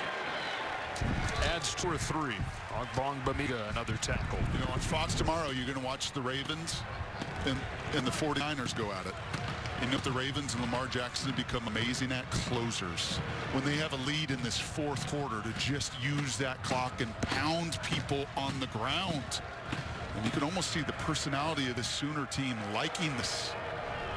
Because that has not been part of their personality in November. They have hung on as opposed to really finishing teams. In the hands of CeeDee Lamb. He's crushed by Harvell Peel. 3rd down, we check in with Bruce. Joe, you're talking about the personality change. At the start of the 4th quarter, the consistent message with almost every assistant coach of his group was close. Let's close this thing out. They feel like they have taken this over. They feel like they've imposed their will on their arch rival. Right now, this is a team that's trying to make a statement. And looking at a big 3rd and 5 here from the Oklahoma State 42. Receivers over the wave, and hey, hold on. Ball coming in from Lincoln Riley. Here comes pressure. Hurts throws into it. Finds Nick Basquin for a 1st down. And then what do you got to do? You got to sell out. You got to bring a cover 0 blitz everybody and leave a one-on-one situation and so much space. Exactly what Jalen Hurts was looking for. You want to bring the blitz? Then we'll just play a little game of pitch and catch with that much cushion. And the 6-year senior can not only throw touchdowns, he can catch huge 3rd down conversions. 2nd catch tonight. 1st down to 33. This is a free play. Hurts knows it. Launching Basquin, incomplete. But Trace Ford was way offside. Offside. Defense, number 94. 5-yard penalty. Replay, 1st down. You're right here.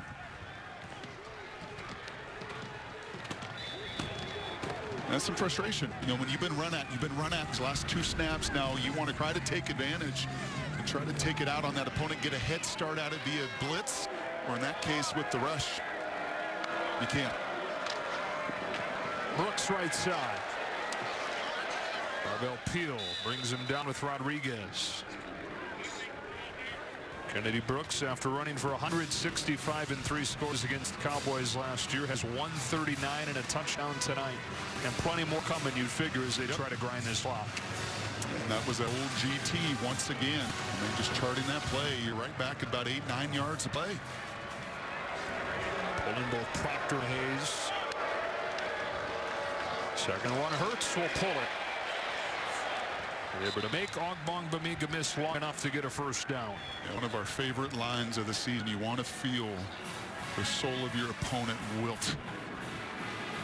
That's what Bill Bedenbaugh and that O-line, so many pros I know watching this game on Saturday night in hotel rooms all across the country that played for that man, and all of them celebrating Creed Humphrey and this O-line, looking at the technique, looking at the fundamentals, but most importantly, looking at them physically imposing their will and celebrating this batch of Sooner O-linemen. About 70% run tonight for the Sooners. Again, behind a pulling guard and tackle at Brooks, doing a little bit on his own, breaking multiple tackles and setting up first down and goal. And you're going to see Fofana, 97 here on the edge. He's trying to do what Mike Gundy wants him to do, and that's chase that play down. But he can't. And it's too good a blocking on the front side. It's the patience of Kennedy Brooks to allow Proctor, to allow Hayes. It's hard to do for those backs, and so many times you see young backs run up into the backs of those linemen. Brooks is trusting it. They're trusting this run game, and it's dominant. Right about the situation Jalen Hurts in Oklahoma had TCU last week. A chance to put him away before pick 6 that Hurts threw. Lincoln Riley came running in to try and avoid the delay, and he did get the timeout in. We'll take timeout with him.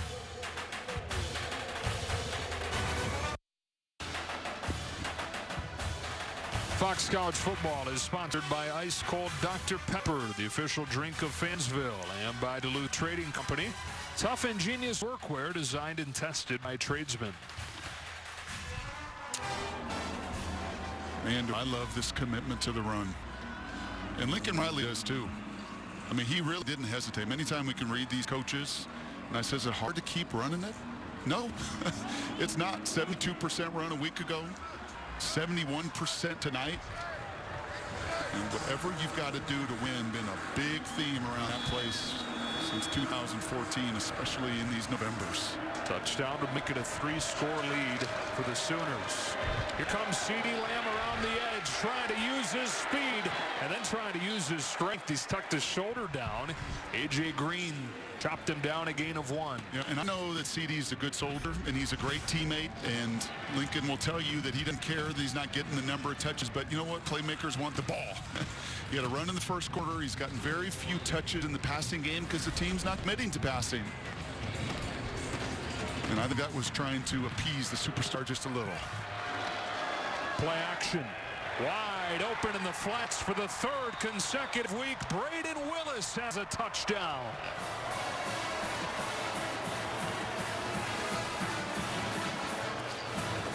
And the Sooners pulling away from Oklahoma State. Yeah, but as easy as it gets here, when you get in those bunch formations and that inside receiver, so hard for those defenders that are selling out run, just lose their eyes. And Willis, the beneficiary. This is impressive, Joe.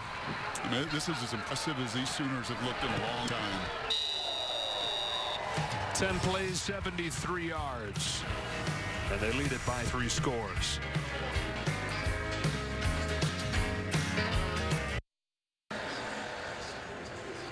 The Big Uglies, as Keith Jackson used to call them, getting the love tonight. Over the last month for Oklahoma, and for good reason. Since the loss to Kansas State, they've leaned more and more on their run game. I think that was Beanbone Creed Humphrey. Do you think that's what Bill looked like back in the day in school? Yeah. Similar game, man. Just dominant. I love giving those old linemen credit, especially when they take over games, as that group really has. Well, Brock, before NFL games kick tomorrow, you can download the Fox Sports Super 6 app, play Super 6 FL Sunday for free, and a chance to win Terry Bradshaw's money.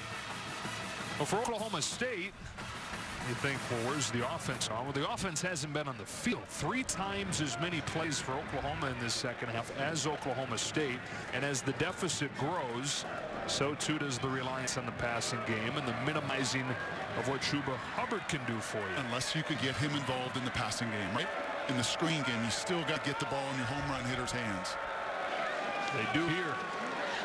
David Agwebu playing one of his best games. True freshman at Katy, Texas, has another tackle. I think I must say his best game. Yeah. Right, and he was getting a bunch of opportunities, and I think like a lot of freshmen hit a little bit of a wall, but now down the closing stretch, he's playing really well tonight. Hubbard on the ground. Stopped by Radley Hiles. Now double-figure tackles for the nickel. Hubbard in the first half, 16 carries for 79 yards. He's got just 20 yards on 5 carries since the break. Not many touches, not many chances. That's what dominant run teams do to you. Just shorten the game and limit your opportunities offensively. 9.5 left to go. 3rd and 2 for Oklahoma State.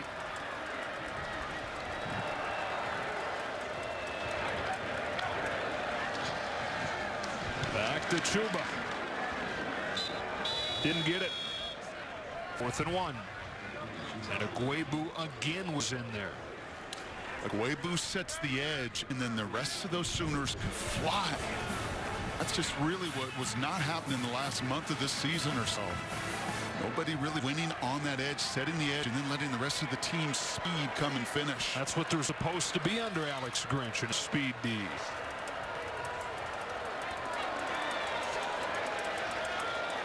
Oklahoma State taking a long time to get these calls in. Down 3 scores, 8:40 to go on 4th and 1. It's Hubbard, and he stops short. Bonito and Murray both in there. And with 8:36 left to go, Oklahoma takes over on downs.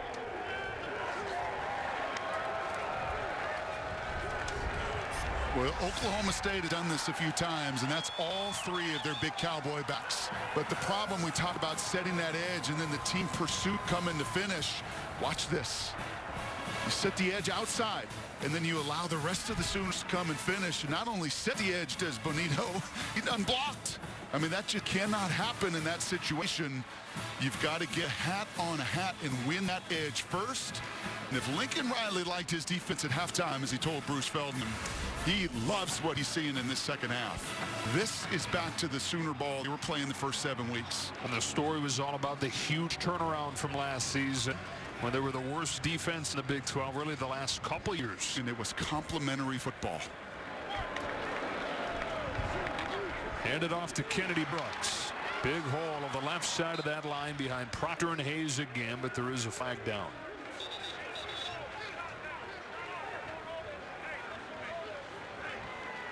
This is holding. Offense, number 54. 10-yard penalty. Replay, first down. Goes on Hayes. Yeah, one of the rare mistakes, the hands just get outside the frame. But this is the kind of game that if you're an Oklahoma Sooner fan, you want the committee to be watching. You want to be playing your best and peaking at the right time. Next week, well, you're going to get Baylor. And Baylor's going to move up a notch with Minnesota's loss. They're going to be number 8 team in America. And this is the kind of complementary offense, defense, special teams that you want to put it all together. A statement game when it matters.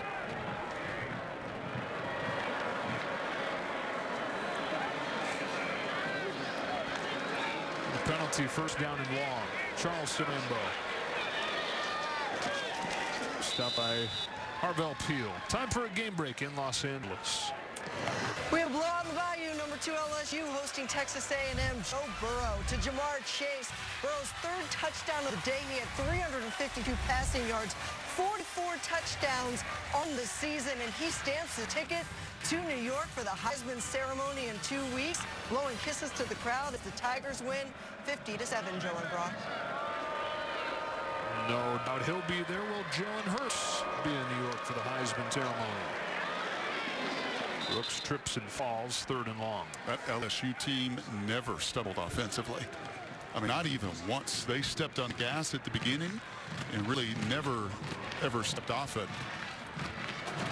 Hurts headed to New York, you think? A lot of competition. It is quite a race. There is. I think next week we'll have a lot to say about that in that matchup again with Baylor. 3rd and 16 from the 39, and the hard count gets him to jump. A couple times they've gotten that tonight.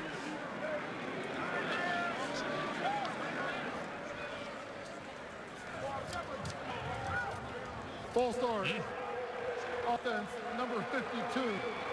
5-yard penalty. 3rd down. It's a hard count combination with a little movement from the right guard, Tyrese Robinson. Yeah, you just give these O-linemen all this credit, right? And then Hayes has the hold. His buddy Robinson on the other side, really the first couple negative plays at all this entire evening. Inside 7 minutes in an 18-point game, 3rd and 20. As Beatembo looks on and Hurts. If I could get what he can, which is not much. Ogbong Bamiga with the tackle. There is a flag down. And that might be another hold. On the left guard. Holding. Offense, number 54. The penalty is declined. 4th down.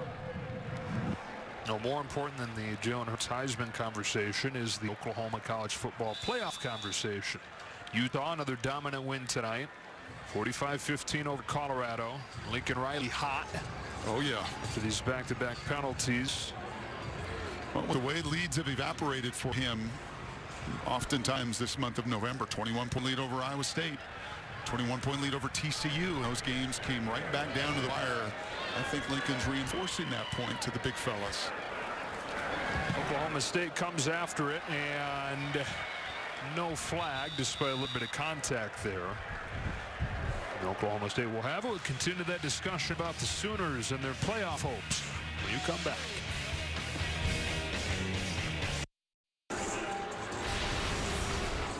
Well, college football playoff rankings with Oklahoma City the number 7. Looks like they're going to take this one with a few minutes left to go. Utah again taking care of business. 45-15 over Colorado to run their record to 11-1 going into the Pac-12 championship next weekend.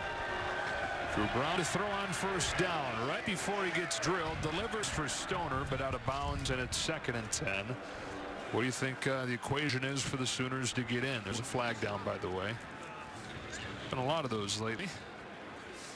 Well, today helped them big time with Alabama losing and getting that second loss. They got to finish this game over the final 6 minutes. Got to finish Baylor. That goes without saying. Period. End of story. And win this Big 12. But then you need, either a Utah or Clemson loss. Personal foul, roughing the passer, defense, number 96. 15-yard penalty from the previous spot. Automatic first down. That's on Caleb Kelly.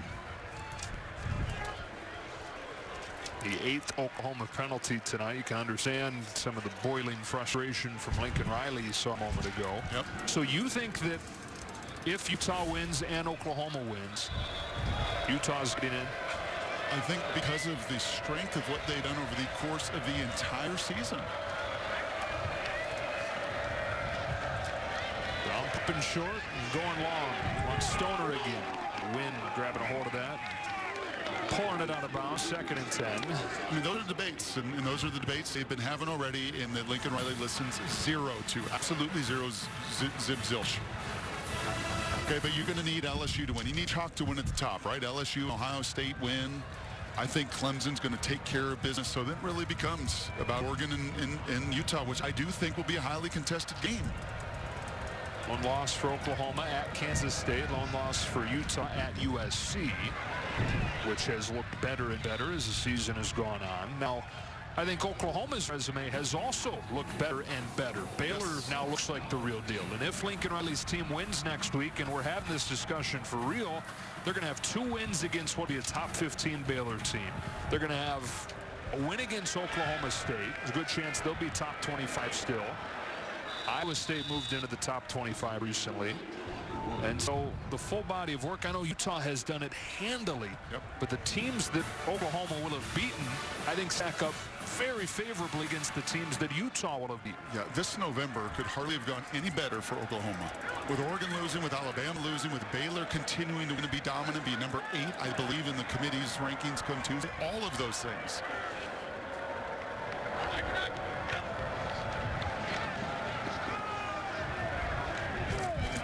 Stoner for a first down. But these final 4 minutes and 54 seconds matter too. Like, you've got to close this game out. And, I like having this conversation, great conversation. But as this season has evolved and this defense has had a hard time stringing consistency together for the last 5 weeks, finish this one first. Not counting your eggs before they hatch.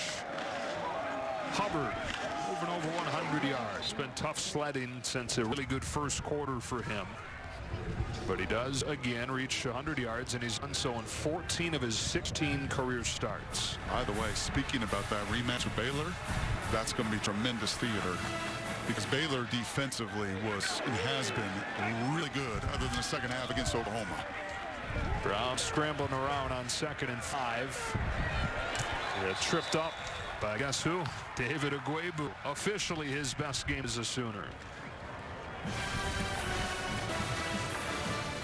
And that sack is just going to continue to knock a bunch of this precious time off the clock.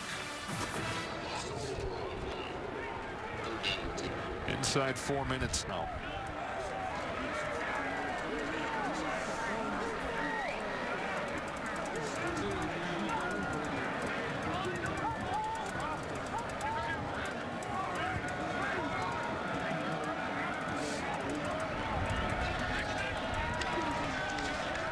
Sooners twist up front, and Aguebu flushes him off his spot. He got rid of it just in time, and Brown was open, but the throw was low. 4th and 10. And this is as active as we have seen these guys. Right, this defense, and I love the way Alex Grinch kind of said it to us over the last few weeks. There's been some scar tissue over the last 3-4 years as that group has struggled a bunch. And I think the first 7 weeks hid some of that. Conference play has brought some of it about, but this has been one of their most consistent efforts in the last 5 weeks. Flying around, playing that speed D, creating some of that chaos the system's built to do. 4th and 10, last gasp for Brown and the Cowboys. He's chased, he throws. Intercepted. Parnell Motley thought he'd gotten one during the first half. It was overturned. This one, it appears, will be good. And Oklahoma is going to beat Oklahoma State for the 5th consecutive time.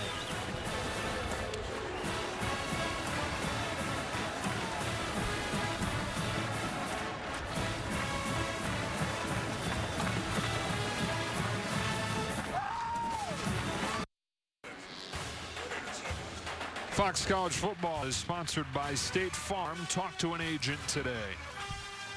Parnell Motley, forced fumble recovery, and an interception as we take a look at our TireRack.com game summary. And when you're a senior playing your final rivalry game, when you've dominated, you love to go out and finish it strong. Exactly what Parnell has done. Forced fumble earlier, almost had an interception. We thought it was an interception, got overturned, and then ultimately a dagger on 4th down. Stevenson, first carry of the night for Ramondre, and it is a big one. Ramondre Stevenson to the 23. A run of 49. Well, he averages 7.9 on the season. He's also #1 in America at 6.5 yards after contact. Both of those numbers going to go way up. He had a huge 3rd down conversion early in this game on a curl route. Like a split end. Yes, 15-yard curl route. Last week, he blocked his tail off to set up Kennedy Brooks. Everybody getting in on their action and developing their own roles, which is so cool over the course of the season. Running game gonna finally be impressive again. 39 rushes for 273 for Oklahoma. 1st and 10, 2.5 left. Stevenson again. He'll take this one. Back-to-back big runs, although a flag flies in late. 54, 10-yard penalty, replay 1st down. Goes on Hayes, who drew the ire of Lincoln Riley last drive. He did. He just got his hand outside the frame. This time he just pretty clear and obvious pull. He loses off the snap, right? And it's that tug right there that takes 6 off the board and a touchdown away from Stevenson. Just got to move your feet, big fella. He's been so active with Proctor in their polling game, right? That guard tackle pull game. That time in their zone concept, just, yep, Lincoln's like, gotta be kidding me. Well, running the clock, yes, but looking for style points, too. Not gonna get any there. Brock Martin makes the tackle. Next Saturday, Justin Fields coming off a 4-touchdown game today in that 56-27 win. Leads Ohio State into the Big Ten Championship against Wisconsin, with coverage starting at 7 Eastern, 4 Pacific on Fox. And that was a matchup we saw earlier this year that Ohio State just totally dominated. I think that's when everybody said, whoa, these guys are on another level. And then you watch today and they just dominate again. And they really did it the way that Oklahoma's doing it tonight. To me, Fields was awesome with 4 touchdowns. Again, just 1 interception the whole year. It was the big fellas and J.K. Dobbins that took the game over this morning. Stevenson steps out of a tackle, then stumbles to the 29. Gus and Joel and Jenny will have that one for you. Dobbins had a big game They first had a huge game today, over 200 yards. Ohio State has a few players you can make a Heisman case for, Fields and Young and Dobbins. If I remember right, in that matchup, Wisconsin was like #1 in the country defensively. They had just given up almost nothing, like 4 points a game the first 4 or 5 games out, and then just got hammered by a team that was so much faster and stronger. That'll be a real challenge for Paul Chryst, but kudos to them to go up to Minneapolis and win today. Jaden Hazelwood for a gain of 5 and 4th down coming up here inside a minute.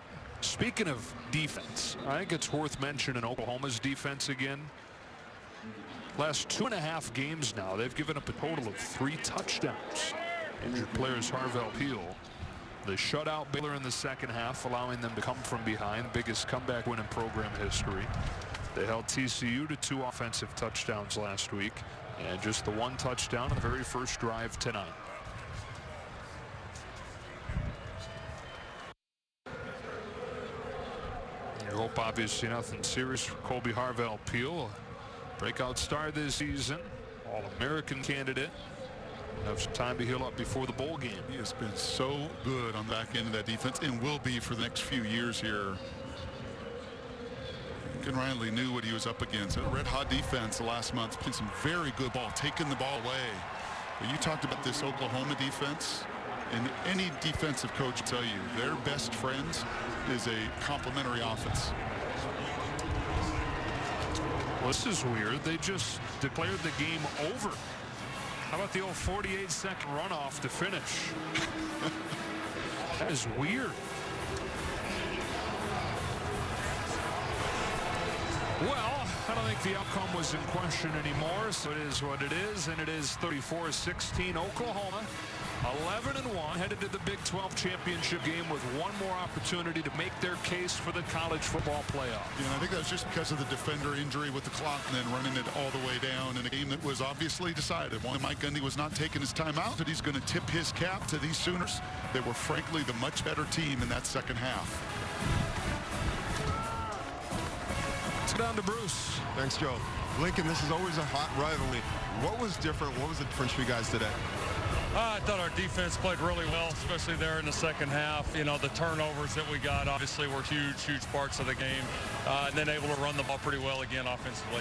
You guys have been to the playoff the last few years. How critical is it at this point to make a statement to the committee about what you're doing, not just win, but win impressively? I don't know. You know, our recipe has just been winning, you know, whether it's by 1, whether it's by 40, whatever it is. You have to win big games in November. We've been able to do that the last several years, put ourselves in position. We've done it again, and we're going to go try to win another one next week. What was different about the defense tonight, you think? I think getting the turnovers was big, you know, and then we never really let Hubbard just get completely loose, which that was a focus going in. We knew he had the ability to take it 60-70, and we did a pretty good job keeping him from doing that. A few weeks ago, you had a roller coaster ride with Baylor and Waco. How does this matchup shape up next week? Oh, it'll be fun. They had a great team. They played extremely well. You know, you're right. We had a great game with them in Waco. Certainly looking forward to getting down to Arlington, doing it again. Thanks, Coach. Joe, back to you. All right, Bruce, and trying to do the same trick they've done a few times over the last few years. 2015, his first season in Norman. He was the OC. They lose to Texas. They win 7 straight to go to the playoff. 2017, they lose to Iowa State. They win 8 straight, make the playoff. And last year, they lose to Texas, win 7 straight to make the playoff. Trying to follow a loss to Kansas State with 5 in a row to do it again. 34-16 the final. Back with more post-game coverage after this.